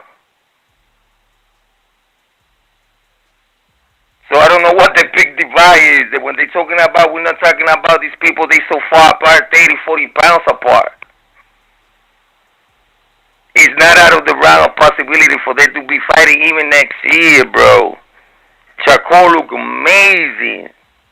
Amazing, like a specimen out there. That youth, baby, was coming out of his fucking pores, bro. Youth. That's what got fucking Harrisby. He's 35. He didn't have that extra pop on him. Reflexes a little low. Couldn't see shit coming really good. Technique was solid. He had a solid technique, but Shakur just was so quick, bro. That youth, man. I'm telling you, man. That's what you gotta really see this cat, and that's what we miss. Like that Crawford board is good. It's gonna be a good fight, but baby, it's not the same. When this cat is this young, baby, you see magic out there. It's special, baby. Those youth, those younger years, man, we really don't appreciate like that shit like that. And you guys settle with these fucking fights when these niggas they mad all and shit. That you don't see that special quality in them, man. That sucks. You know? What you gotta say about that, Mr. Gibbs? Rebuttal. No rebuttal, my friend. I hope that the boxing gods hear you and give us Shakur at 24 and Tank at 26 or 25 and 27. You know, I'm with you. These fights need to happen. That's why we're pushing for Tio and Devin. You know? That's why I'm saying, you know, Devin and Tank, I was saying, was one of the biggest fights to make in Atlanta. We need those ticket sales. We got to know what happened last night because Shakur brought some interesting people to his fight in Atlanta in terms of stars. Michael B. Jordan being there, Quavo being there, the King Easy in that mug. You know, that was looking like some nice crowd, man. And it only makes me wonder what would Tank versus Shakur be. But Trey in the Bay. What up? Good morning. Availabilities. Hey, for me, man, it's almost midnight, I think. Oh, okay. Where you at? Yeah. I'm still in Japan. Okay. I'm trying to figure out what's the purpose of this fight. What's the purpose of Tank versus Shakur? What's the purpose? Greatness, the best versus the best. Speed versus power. Skill versus explosiveness. I mean, it's just a recipe for a great fight. What's wrong with Valdez? Excuse me? What's wrong with Valdez? No, it's a good fight. But Tank is a bigger name, a bigger fight. What happened to the Mexican fans? I mean, I don't know. The Mexican fans, they're there. But that's the thing. So that's what I'm saying. That's what I'm saying. So what's the difference? Is Shakur gonna have to go to LA to fight Valdez? What's the difference? What's the difference between the Mexican fans and Tank and him going all the way up there to fight Tank? Well, we ain't asking for Tank fans or Valdez. We asking for Tank and his explosiveness and his power versus Shakur's speed, skill, and slickness. It's like Mosley versus Mayweather. To get rid of this in front of you first, and then go on up there. Why he got to skip on the chain? Then he gonna come back down and fight Valdez? And that's fine. He gonna jump all the way up to 140. He gonna jump all the way up to 140. Fight Tank. Tank at 135. You got wrong information. Tank is fighting Rolly at 135. That's 5 pounds separation. But we both know that if Shakur coming to the plane, they're gonna be like, nah, 140. See, there you go. You see what I'm saying, James? She's conditioned. I'm asking. She's conditioned. She said, or I'm observant. Am I conditioned or observant? You conditioned because you allowing it. They've beat you. They've beat you with not giving you the best so much that you're now telling us it ain't gonna happen. And now my fucking Valdez jumped up and got away from the boy. Exactly. Before we even talk about Tank. So let me ask you something. So let me ask you a question. Today we've brought up the Marvin Hagler phrase about 3 times. One super chatter, one caller, and myself and James, right? And that phrase is, if we friends, fight me, help me make money. So obviously Valdez and Shakur are not friends. Valdez has been ducking Shakur for 2 divisions. So now you want Shakur to turn down the biggest fight, which is Tank, and fight the dude that's been ducking him. Offer him a fight. No, this is your idea. Tank didn't offer him no fight. And you ain't got to get offered no fight. You force a fight. Valdez ain't offer you no fight either. But you over here capping for Valdez. No. Don't try to run away, Ness. No. Don't try to run away with the shit. I'm out. Listen, bye. Hold on. Go fight. Bye. Yo, see how I got her? Valdez ducking him for 2 divisions. This is what I'm saying. Like, now we want Shakur to fight the dude that's been the dude's been ducking you. Now that you in the limelight, yo, turn around and get that dude who kept closing the door on you, give him a fucking opportunity to get back in the house. No. Fuck you. I'm hot, and they calling me and Tank, who's hotter than you. Well, that's what I want. You ain't want to give me the fucking time of day. Every time I called you out, you ignored me. Come on, I don't know why is we beating a drum for a dude that didn't even want to fight him? He don't want to fight him. He just said in his last fight after Burchell, he was about to fight him, and then he turned around and fought someone else. Yeah. Like, he ain't had to fight someone else. He did that after Burchell because that's what he want to do. Like, no, let's give him an opportunity just cause. No. You've been ducking me. Now all eyes are on me. All eyes are on me. Now you want me to give you an opportunity. And I go back to the Hagler shit. Oh, we ain't friends. You was ducking me. You wasn't trying to give me an opportunity. Now you want me to give you a handout. Now a fight with me and you is a pay-per-view. Well, no. A fight with me and Tank is also a pay-per-view. You see that? You see that? Now if Shakur don't fight Valdez, who the fuck Valdez does a pay-per-view with? I'm drawing a big blank on that, yo. I mean, I don't know. Valdez, Vasil, maybe? And I don't even know because Tio wasn't pay-per-view, and he going to sell the fight more than Valdez did. And Vasil still don't know English. So I don't know. I'm just saying. Yeah. Wow. I'm just saying. The kid put himself in position, and now we got to give people an opportunity. I sound silly because Valdez is obviously your favorite fighter, Raw Dog. That's the problem. He your favorite fighter. He been avoiding Shakur, and you mad that the truth is being said. And now everybody wants Shakur to fight Valdez, and I'm like, well, if there's something bigger, why are we giving this dude an opportunity? He didn't want to fight you for 2 divisions. He ain't want to fight you, so I don't know. What's up, Trey? Me or who you talking to? Huh? I say, what you mean? Who my favorite fighter? Who you talking to? I'm just talking in general. I mean, your call was over, you know what I mean? I don't know. Oh, all right. Yeah. All right. Oh, all right.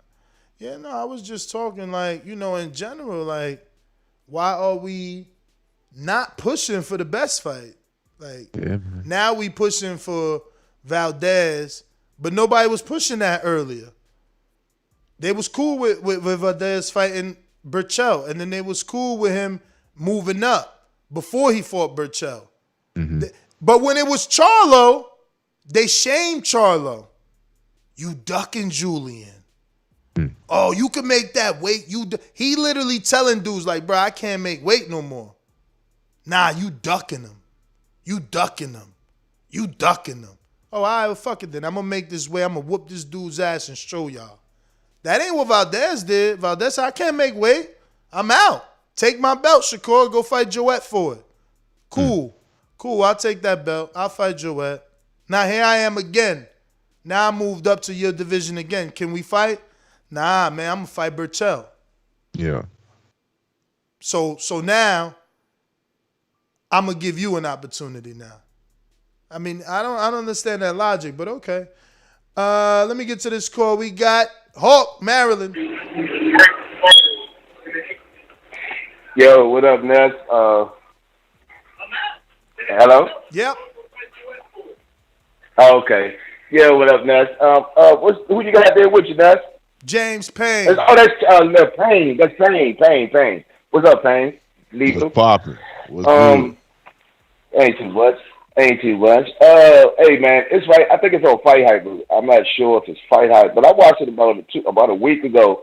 Shakur on there talking to one of them, and they asked him about all those fights, and Shakur said right out of his mouth, my main fight is going to be against Tank Davis in about 2 years. After I get this belt from the belt he's talking about getting this one he just got, and he said he's going to fight Tank in about 2 years. That's going to be the main fight for him. And the fight last night just proved, I mean, he's the closest thing to Floyd. You just can't hit him. He stands right in front of you like Floyd stood in front of Canelo, and you can't hit a dude standing in front of you like that with that kind of skill, man. It's just, the dude is phenomenal. But I did see him get hit a lot one time. I saw him get hit a lot, and that's on the YouTube. Devin Haney. Thanks for calling in, Hawk. I got RNS1, and that's his third, so shout out. I feel you. Well, he says, I feel you, cats, and yeah, you're right about Earl Spence Jr. My bad. No problem, champ. No problem. Jaguar Paul. When will Tank take over his... We said that. Julio, we said that. Coach Myers, shout out to you, Ness, TBV, and my guy, Cassius Chaney. Yeah, we tried to have a live fight chat with Cassius Chaney for the heavyweight fight, but he had horrible connection. But shout out to the undefeated heavyweight. JB Cinema in Denver says, Valdez going to need to put in overtime on his timing and head movement if he plans on fighting last night's Shakur. High and Low Sports Centrum with 3 in a row. The Boxing Voice, the rise of the Boxing Net. The Boxing Voice is more, and the Boxing Voice is made. Luminous P says, why does it have to be Tank? Isn't Tio and Valdez on the same side? I don't know why Tio doesn't get any pressure to fight anyone. This is crazy. I think it's just because Tio's been tied up for so long. I don't even, he's not even in the story until he fights fucking that dude. And then after he fights him, I want him to fight Devin. I don't want to give Tio the out of having the availability to fight Tank or Shakur and not having to fight Devin and keep telling us he undisputed. Let him go undisputed if he gonna call himself that. That's all I'm saying. Tio could be in there with anybody else, but he got unfinished business. If people telling me Shakur don't need to be fighting Tank because he got to unify and be undisputed at 130 first, well then fuck. Tio got unfinished business with Devin Haney. Yeah, man. It's the most disputed, undisputed I ever seen. Mm-hmm. But other than that, if he cleared them fights up, hell yeah, Tio versus Tank. I could imagine Tio and Tank face-offs, and Tio's a naturally bigger man than Tank, but he got his own shit that we need him to handle that. We want him. As a boxing fan, as a fan of Tio, I want him to handle that. Handle your mandatory, handle that dude Devin, man. Yeah, I don't want to see you move up when y'all been calling each other bitches and pussies, man. Just go ahead and fight. You know what I'm saying? What you mean we gonna fight at 140? Nah. It mean more at 135 for undisputed. Yeah. I mean, real simple. It's simple shit out here. Coach Rivera, send me a message if you're ready to rock and roll. We going out to New York City. Teofimo, little brother. What he done to the boxing world to be number one in the junior weight division. Cole don't know shit. Peter Fire don't know shit. The master don't know shit. I know everything. I know everything but God.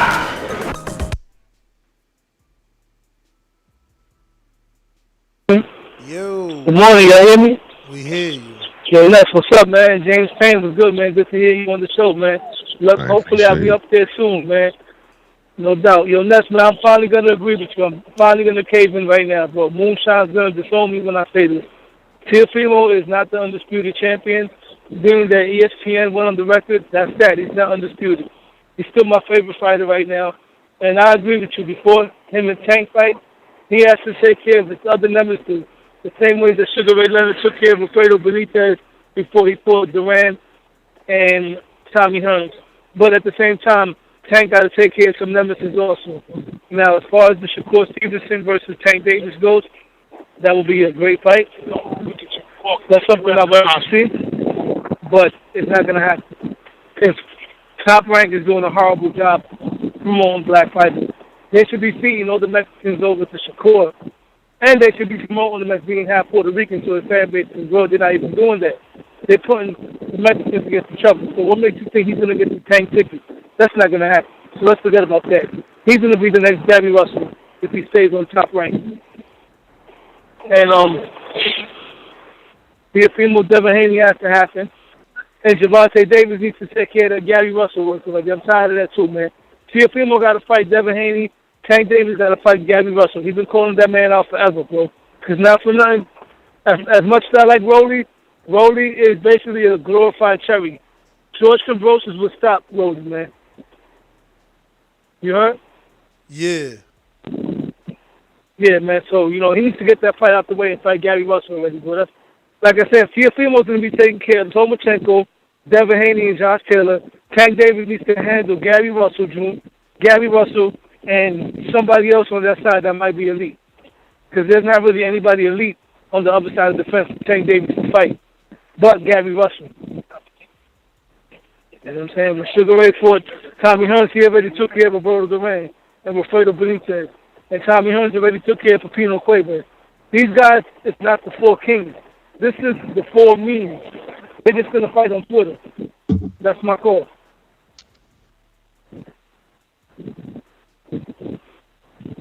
Alright.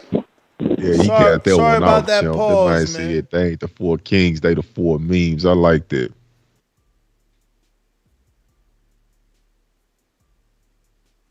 I got Q in Newark. What up? Yo, Ness, what's good? What up? What up?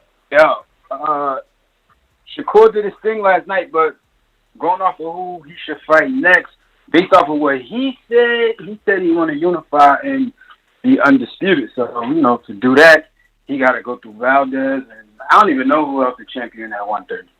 Like, I don't know. Do they got vacant titles or yeah? They what? got Like, who else is IBF. IBF is vacant at the moment, and then you got the WBO with Shakur Stevenson. The Oscar Valdez got the WBC, and the WBA is vacant. But Chris Colbert and Robert Gutierrez are fighting for the regular, and I'm sure they'll be elevated. Word. So yeah, I mean, Shakur got fights ahead of him at 130. That's what he said he want to do, to be undisputed at 130. And it looked like it's going to be easy because Colbert nasty, but he not ready yet. For Shakur, he not ready yet. So if he get that belt and Shakur call for it, and he get that fight, Shakur gonna beat him. Ain't nobody in the IBF rankings probably. It's nobody else at 130 that could beat him, and he gonna be the money fight. People gonna take the fight, especially for the belt or multiple belts. So it ain't gonna be that hard for him to do that within the 2 years, like he said he wanted to do, and then he could move up to 135 and fight Tank for a belt or two. Like I think that's the path that he want to go down right now. But that's cool. Of course.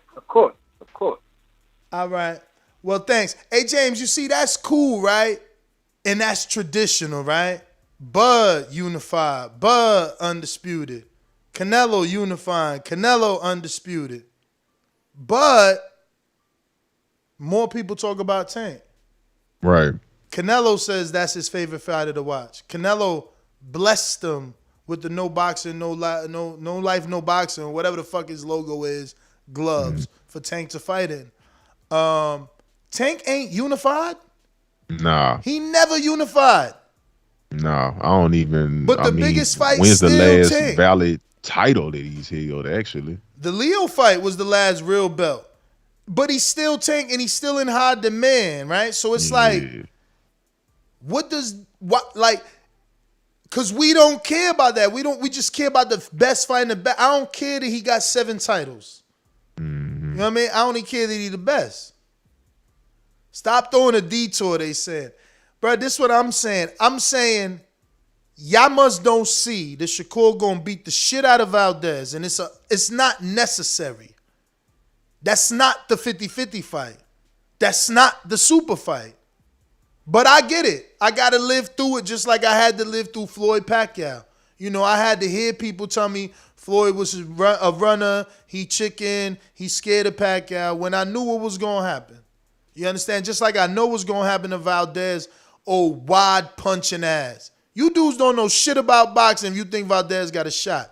Why? Because he knocked out old man Burchell who been through wars? If you think Burchell and Shakur on the same fucking level, you crazy. You crazy. And cool. You want to see it? Cool. You want to see him do it?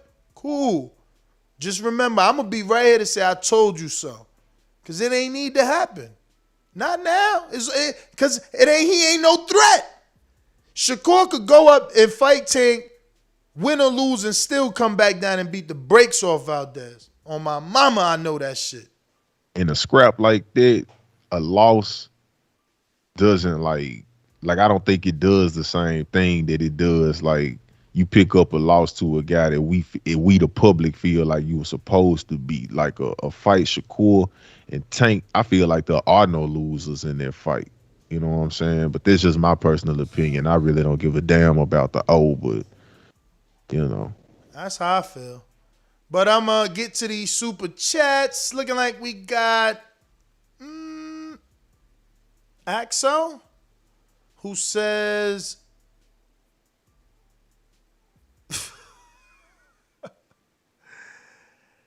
what in the world is this? My man is from the UK. He sends £2 to say Levi's are the only jeans worth buying. Brain emoji. Whatever the hell that meant. Coach Rivera says, sorry, I'm working, but I want Shakur versus Loma or Pedraza or Jason Velez or Navarrete or Valte? Who the hell? Oh, shit, Valte. Like T in Spanish. Instead of Valdez, Valte. Because of the T.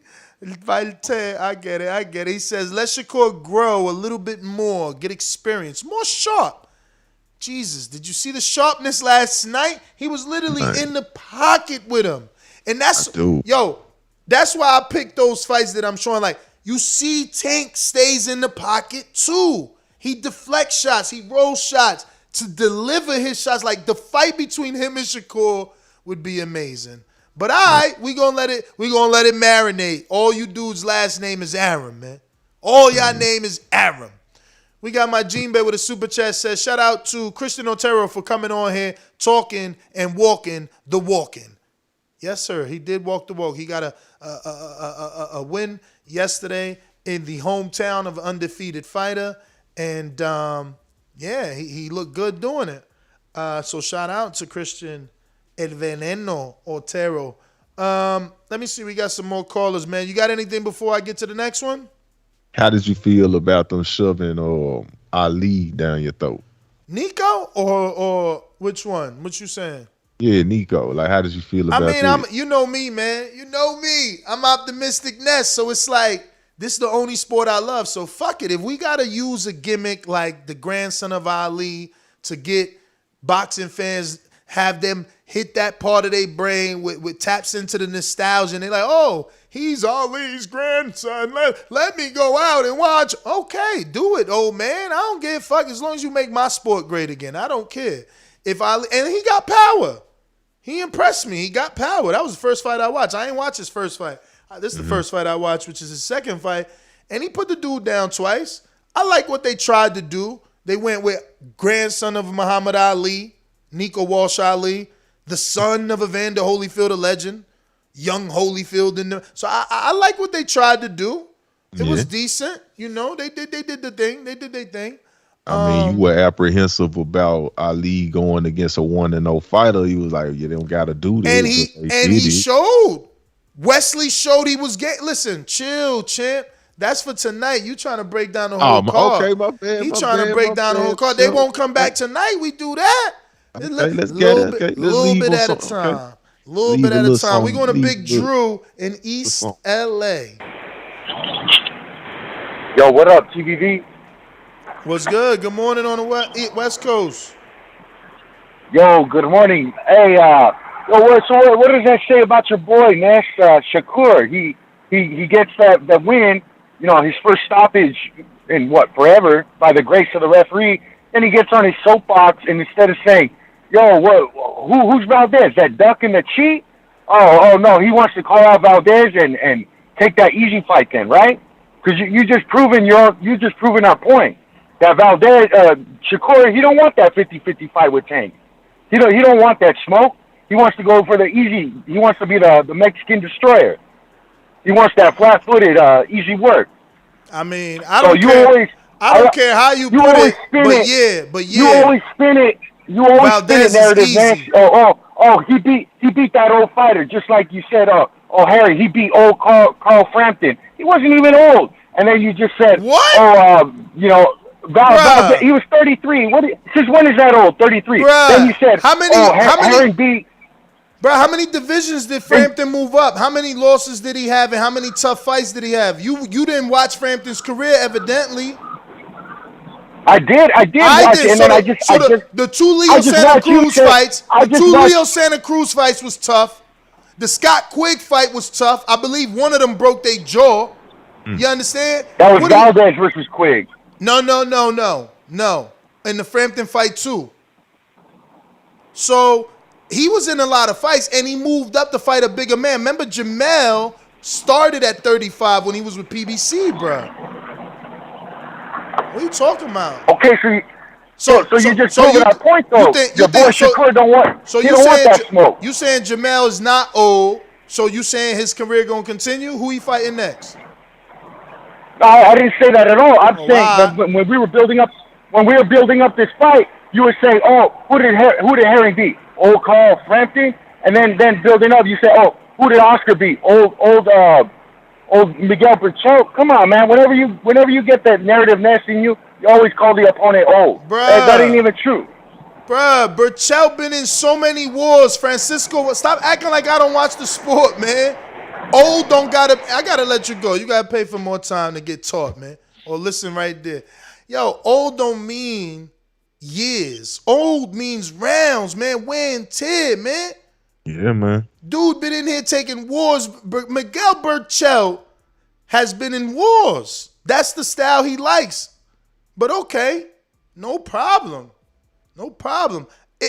I can't wait for Shakur versus Valdez. Watch what the line be. I can't wait.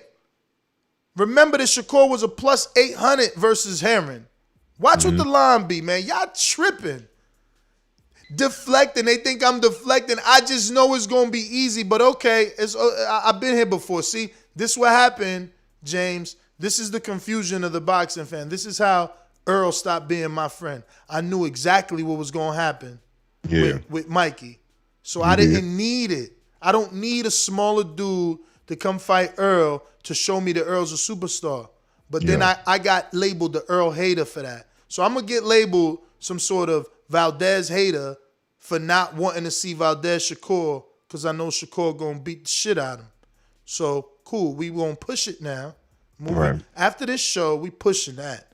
So he do get beat, and then we going to laugh at you. Drew. Little weirdos, man. Come on. Anybody who watched boxing seen last night Valdez can't do nothing with Shakur. He ain't going to be able to do nothing. But if y'all rather pay or wait to see that, cool.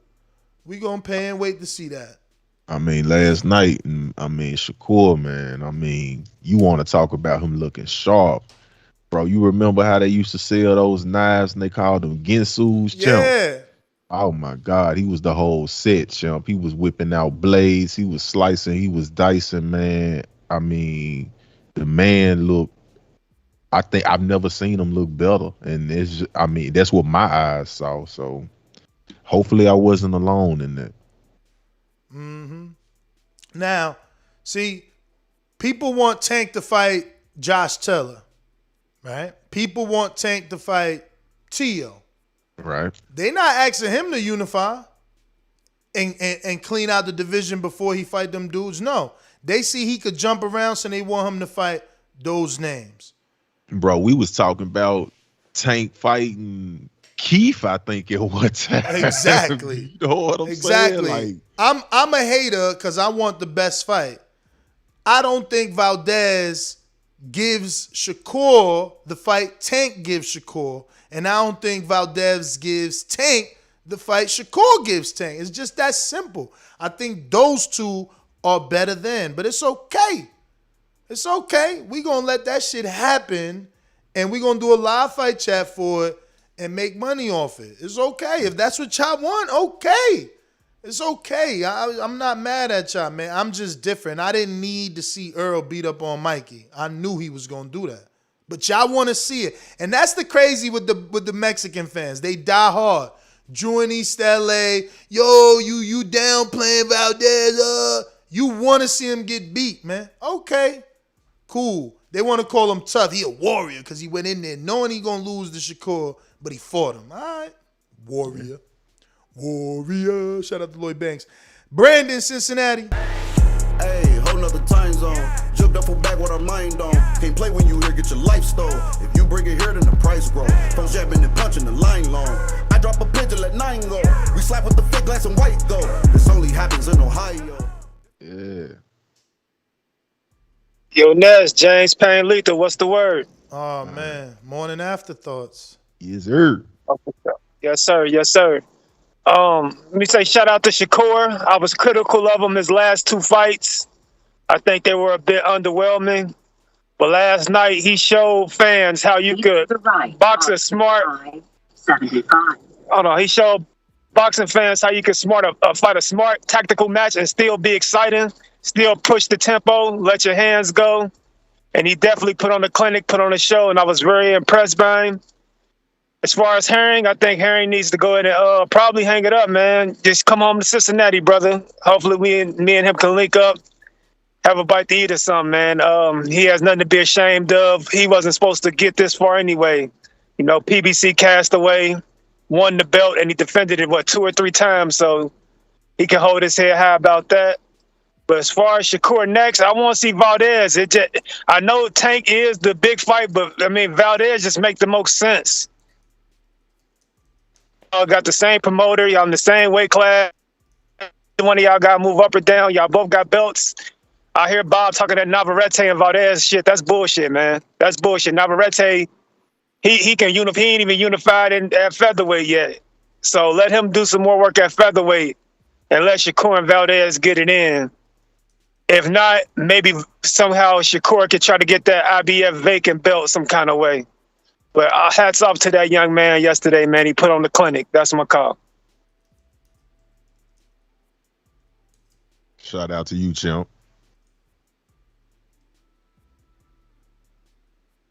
I'm trying to get Colbert on, man, because I seen LV Slugger in his super chat, bro. There he go. He calling in. I was trying to do video, but he on the phone. So I'm like, it's all good. Jump on his call, man. Jump on his call, because I got dudes like LV with these weird super chats talking about. Where they at, man? Where this super chat at, bro?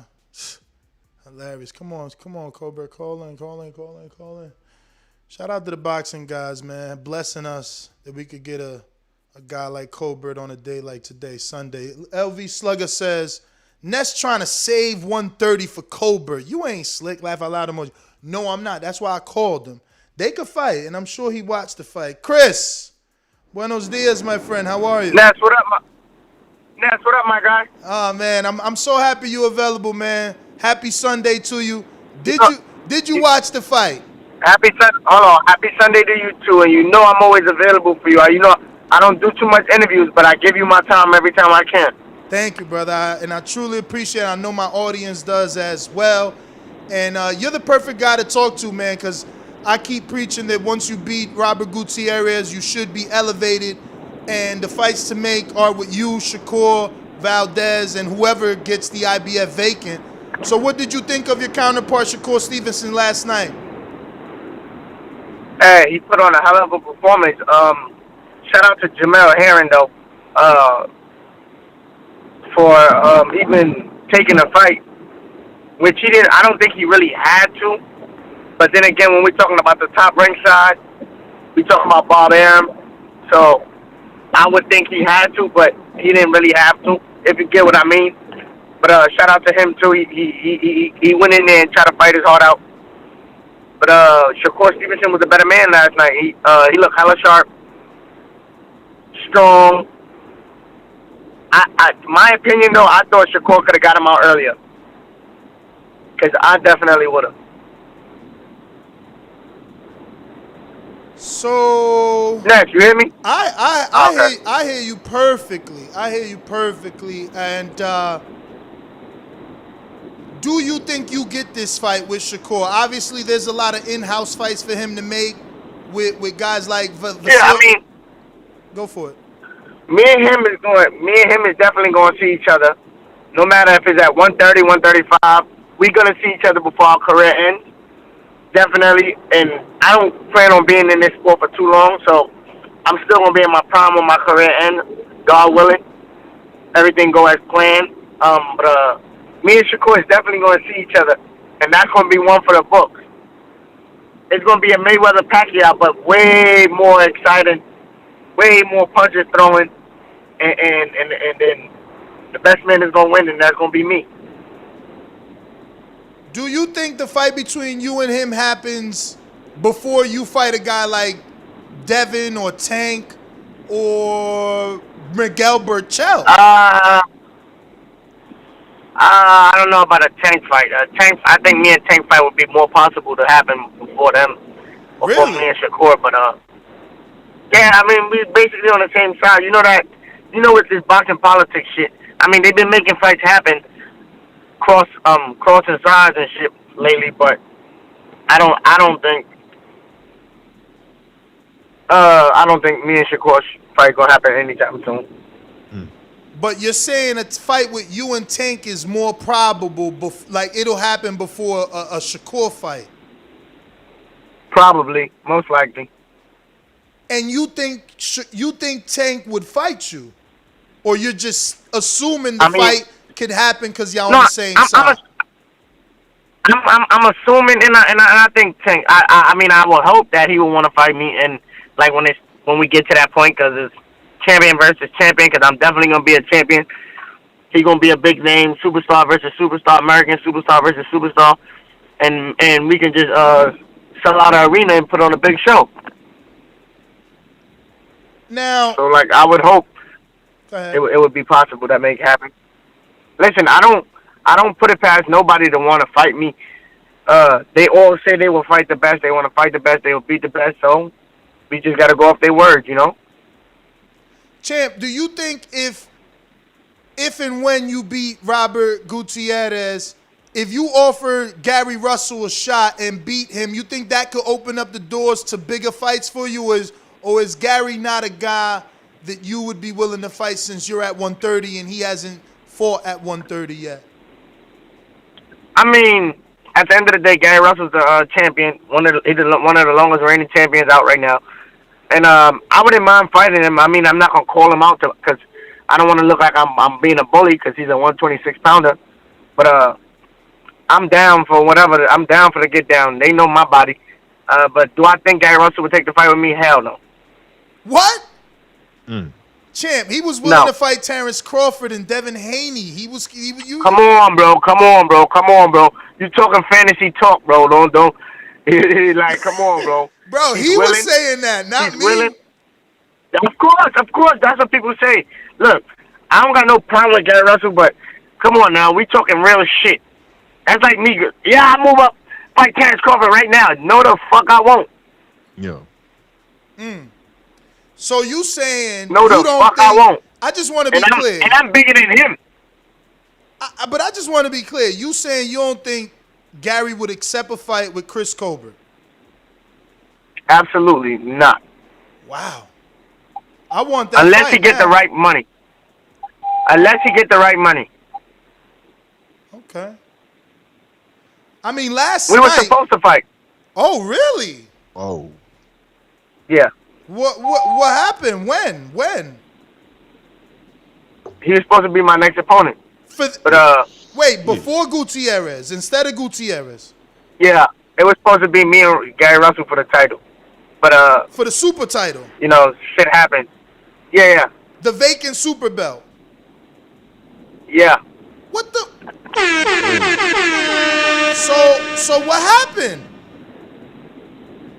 I mean, I don't know. I mean, I really can't tell you. Oh no, matter of fact, I can tell you. We were supposed to fight. I was down for it. I said yes, and then the WBA ordered me and Gutierrez to fight. Okay. So we couldn't push him aside. So. Okay. Yeah. He said. I heard through the grapevine. He told Showtime, "Yeah, I'm fighting Colbert next." But when we sent the fight to him, I didn't hear much back. So I mean, that's what he told Showtime, that he's fighting me. So I gotta. He's gonna take the fight. Let's go. That's what I like to hear. But then Showtime. I mean, then the WBA killed it with that fucking mandatory shit. I mean, I gotta do it. I gotta do it at the end of the. Take too much of a kick out of fighting Gutierrez, like I would get a kick out of fighting a Gary Russell and beating a Gary Russell up. Yeah. Gary's a bigger fight. I love that fight. The fact that it's already the fact that it's already at least being talked about means it could happen. That's a great fight, and that'll put you in position. I would fight Gary Russell. I would fight Gary Russell next if he want to do that. We can do that next, and that's a guarantee. And that's a guarantee. Listen, I'm not the nigga. And I can be real, like, I was coming in as I don't even know what side I was. Maybe I was the B side. Versus Gary. It don't even really matter to me, to be honest. Like, yeah, it don't really even matter to me because I don't give a fuck about A side, B side. It's my side. It don't even really matter to me because I got one job, A side, B side or not. I got one job, and that's to go in there and win by any means necessary. But I genuinely don't think Gary Russell can fuck with me. And that's just that. I genuinely think that he can't fuck with me. Too small. All that fast. He's fast as shit though. But all that fast punching shit ain't gonna slide with me because I'm not gonna stand there and let nobody just tee off on me. Dang, dang, dang, dang. Nah, that's not happening. But a Gary Russell fight would definitely be a coming out party fight. But then boxing. Then that's when the boxing kick in. Yeah, he fought a 126-pounder. Gary Russell is mad little. Gary Russell is this. No, you can't discredit Gary Russell. Gary Russell is a hell of a fighter. Fast as a motherfucker. Smart. Been a champion for so long for a reason. It's a common opponent with Vasil. Don't listen to nobody, champ. They give you that fight, you jump all over that shit. He fought and lost to Vasil Lomachenko. All you got to do is do what you got to do, and that's it. You're going to be up there. Listen, that's a magnificent fight. I don't give a fuck what people. I don't care what people say. At the end of the day, we go in there to fight for our lives and get paid, and to create a legacy. And that's what I'm gonna do. If whoever they put in front of me, I gotta knock him down. Y'all can ask Al People himself. I don't decline fight. Sometimes I might say, yo, I need more. You gotta give me more money out of respect. But I don't decline fights because I want to fight the best. I want to be known as the best. I want to make sure when I leave this sport at the age of 32, 33 or latest, they know that Chris Primetime Colbert fought anybody. Man, music to my ears. That Gary fight is perfect. That's on your side of the street. I love that. So excited for that. I was so excited for that fight. Oh my God. I was starting camp 3 months ahead. I swear to God, I was ready to go. Like, yes, please. Oh my God. That shit, when they called me with that shit was more than music to my ears. I thought I hit the lottery on that one. Damn. So, Chris, man, let me get back to Shakur real quick. Go ahead. Let's go. Because I got time. People telling me that I am trying to leave the division for you because I don't want to see Shakur fight Valdez, and instead I want to see him fight Tank. I just feel like Tank is the division for me. I just feel it's a more a more even fight, like a Mayweather-Mosley type of fight, like power versus speed, skill versus explosiveness. What do you think? Wait. What fight we talking about? Me versus Shakur or Shakur versus Valdez? Shakur versus Tank. Versus Tank? Yes. That's a Mayweather versus Mosley fight? No way. So who's Mosley? Tank. That don't mean. I don't know. Listen, it don't mean he gonna lose just because he But going into that fight, remember that even the title of that fight was like, who you picking? Mosley had the power. Obviously, Mayweather is the slickness, the skill, and Mosley's explosive. Tank is explosive. Got that 25 fights, 24 KOs. I don't know. That's kind of hard to say, but a Mayweather Mosley, I think that was just a bad description. All right, forget it. Forget that analogy. But what you think of that fight? Is it more of a competitive fight than Shakur fighting Valdez? That's my argument. That I think Shakur gonna beat Valdez. Hell yeah, Shakur's gonna kill Valdez. He's nothing special to me. I don't think he's nothing special at all. And that's all I'm saying. Like, I don't think I need to see. Like, I feel like Shakur could fight a Tank, win or lose, and still go fight and beat Valdez. You know what I mean? Like, the bigger fight is a Tank fight, in my opinion. But what do you think? 100%. Tank is a big fight for anybody. Because Tank is a big draw, big name. I'm an honest nigga. I don't hate on nobody. That nigga's a superstar. Yeah. He's a superstar. Tank is a cash cow in the 130 division, 130, 135 division. And fuck around, be a cash cow at 142. What you think of Shakur? I don't see nobody at 140 could beat him because he's so slick. And they not fast enough, and they not them niggas that 130 don't be that too smart. They're not really that. They're not the smartest of the crop. But Tank and Shakur, what you think about that? He's smart. No. I think that's a hell of a fight. I think I'm a rock with Shakur Stevenson. Ooh. Have you ever seen Tank in the amateurs? No, I wasn't an amateur at that time. I don't think. No, I was, but I didn't know where he was. I really never paid attention that he. Yeah. I didn't really. I seen Shakur Stevenson as an amateur. Yes, I was in the amateurs with him. Nice. But I definitely got a Shakur. But Valdez in the Shakur fight would be like a Jamel Herring in the Shakur fight to me. That's what I'm saying. Valdez and Shakur is easy work for Shakur, man. It's easy work for Shakur, but easy work. It's not even I don't even think that like that's not even I mean, it's gonna be a draw because at the end of the day, he's Mexican. Mexico stand behind their fighters. Do you think do it all? Do you think Shakur and Devin Haney would ever fight? In this lifetime, you think we'll get that fight before they both retire? Probably not. Ooh. These guys and these back and forth beefs, and then 1 minute they cool, the next minute they not, and I don't understand it, but I don't think so.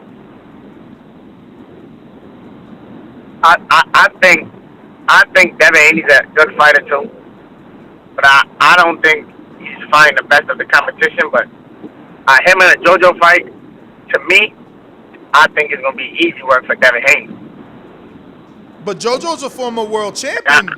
That's not good competition. Yeah, but JoJo. No. I'm saying right now, if you get that fight, yes. Okay. If he gets that fight, yes, that's the best competition he fought. That's a good fight, a solid fighter. You feel me, man? Yeah. But you expect it to be easy for Devin. Yeah, I got Devin Haney winning easy. Devin Haney's a good boxer. He's very slick, fast. I see Devin. Did you know Shakur was going to stop him, or were you leaning more decision by Shakur over Herring last night? No, yesterday around like 5 or 6 o'clock, I was gonna make a bet. I was gonna place a bet, but I relaxed because I said every time I place bets on these niggas never come through. But I was gonna place it. I swear to God, I was gonna place a bet. I was gonna put 10,000 on Shakur for the stoppage. Damn, bro, that was a plus 200. I felt it in my blood. Shakur was going to stop him. Wow. Yeah, that was I good felt it in my money. blood. And then I was sicker than a motherfucker when that nigga didn't stop him. Man, that would have helped. And then I bet on the decision. Franchise. I bet on just the decision after. And the nigga ended up beating. I put 2,000 on the decision. Shakur ended up beating the nigga on knockout. That sucks. I hope you use my code BETTVV on my bookie.ag. I don't even use my bookie. I be on FanDuel. Oh yeah, okay, cause you in Jersey, man. Yeah, now FanDuel. Yeah, I like that. Yeah. Not too far. But so I know how to go pick up my money. Yeah. Damn, 32. Thank you you. trying to retire? Go. You trying to retire at 32? Yeah, around there. So give me 5 names you want to fight before you retire. You want those names on your resume if everything went your way. No politics, none of that funny shit. Just your dream. Oh, Shakur Stevenson, a Shakur Stevenson fight, Gary Russell fight, Gervonta Davis fight, Lomachenko fight. Well, I'll put a Ryan Garcia in there because that's a big, that's just a just because fight. Okay, that's 5 great names. The popularity. You know what I'm saying? Yeah. Those 5 great names right there. Well, champ, man. I definitely want to Vasily Lomachenko fight though.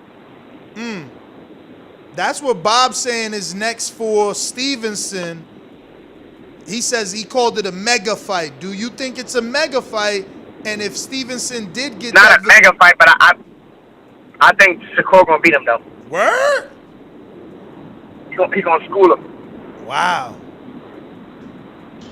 I think Shakur gonna school him. How you doing, champ, man? This is James Payne Lethal. I have a question for you. I just heard you say something, and I just would love to get your breakdown on it. You said that you would love a Vasily. What'd you say, champ? I said, talk to me. I got time.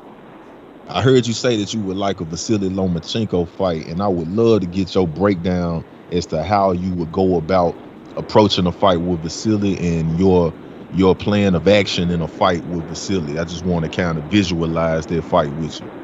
I mean, to be honest, it's not about where I would go about a fight. Training is training. You're going to go in there and do what you got to do to be prepared for a fight.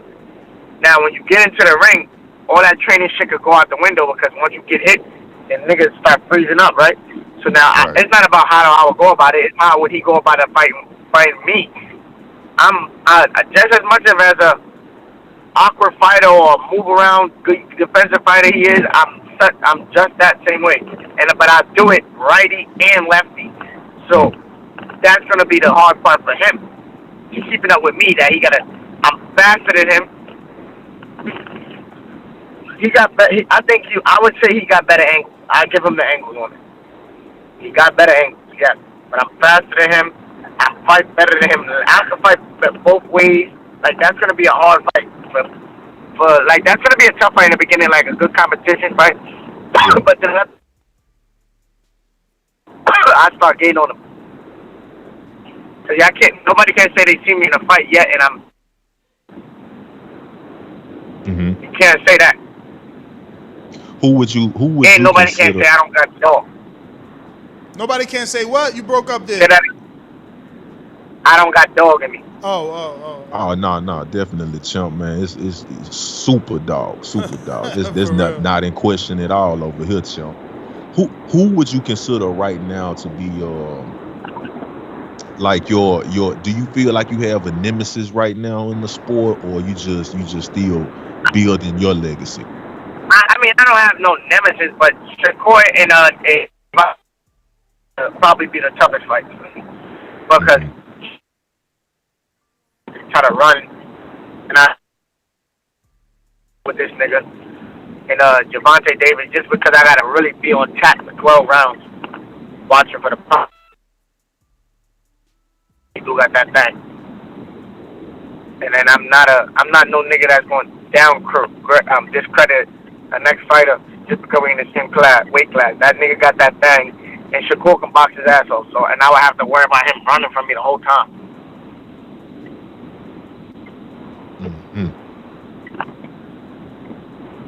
Because I ain't no Jamel Herring. That's for damn sure, champ. Oh yeah, for sure.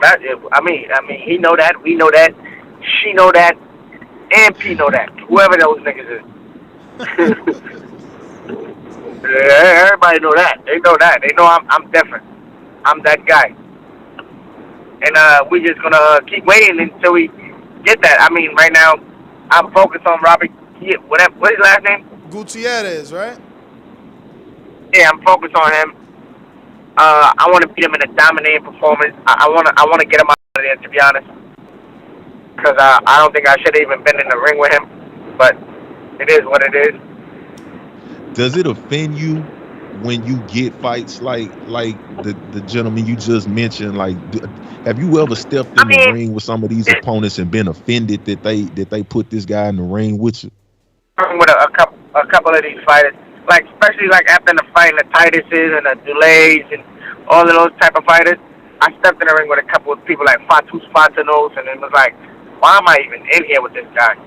Yeah. Like, I stepped in there with him. I sprained my ankle the day before the weigh-in, running outside.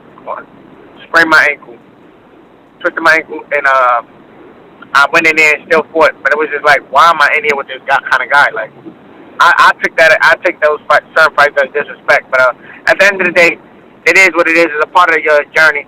You just gotta respect the journey and do what they do and do what you do when they put them in front of you. You can't go in there and have an ugly performance or get him a weak ass performance and make the fight iffy. Especially if you're saying it's a disrespectful performance. I never had a close fight in my career yet, not one. Mm-hmm. So at the end of the day, you gotta respect the journey, respect what God put in front of you. And that's another man that's coming to take your head off, and you gotta do what you gotta do. You feel me? Yeah. But I don't really take it as much. Well, Chris, man, I want to thank you, obviously, for your time. I'm going to go ahead and get to some of these callers and super chats. But, man, we appreciate you. Thank you for the breakdown. Look forward to your fight, man, and look forward to that future. Thank you, my boy. Appreciate y'all always. You know that. Man, salute, man. champ, salute, man. We watching, we rooting for you, man. We can't wait to see you back in the ring because we love prime time over in these parts. You feel me? Where you from, big dog? I'm from Memphis, Tennessee, big homie. Yeah. I appreciate the support, though, for real. Ness know what it is. Ness been supporting me for a little while. He be saying some slick shit sometimes. I be having to catch him on his shit sometimes, but that's a part of boxing. At the end of so the media shit with these media people, because they doing their job at the end of the day. We can't be mad that they doing their job. Their job is to steer shit up and make shit happen, so they could get good content for their pages, and we can't even be mad. But I appreciate all the boxing media that do what they do to keep the sport alive, keep the sport hyped up and shit like that. You know me? Yo, before I let you go, wait, cause I know who you gonna say, but I'm leaning at you, man. I'm hoping you say something else so I can make some money, man. But Crawford Porter. That's a rough. It's a rough fight. Terrence Crawford, my big brother, but like Porter is a fucking dog. Oh my god, that nigga make any fight ugly. When they get down to the wire, like he fight the bigger fighters, he make them shits look nasty. Like them niggas is street fighting. But can he win them fights? Nah, he always falls short. Yeah. We can't say he can win them if he always falls short. I mean, he beat Nigga fall short. Yeah, but I don't even think he won that fight, to be honest. I didn't think he beat Danny. Oh, wow. And Danny's my brother. You know, I told Danny in front of his face about fights that I thought he would lose or he thought he lost. Danny, my brother, I didn't think he beat Danny, though. And me and Danny wasn't even close at that time. So who you putting your bread on, no champ? You got the 10th hour. You got to put it down. Crawford. He said Crawford already. All right. Okay. He said Crawford. He got him. Damn. Okay. Come on now, yo. What you thought I was going to say, Sean Porter, and I was going to bet on Sean Porter over my brother? I got you, man. I got you. Yeah. Well, I'm looking to make money, and Porter is a live dog. I got to sprinkle something on Porter just in case he get it done.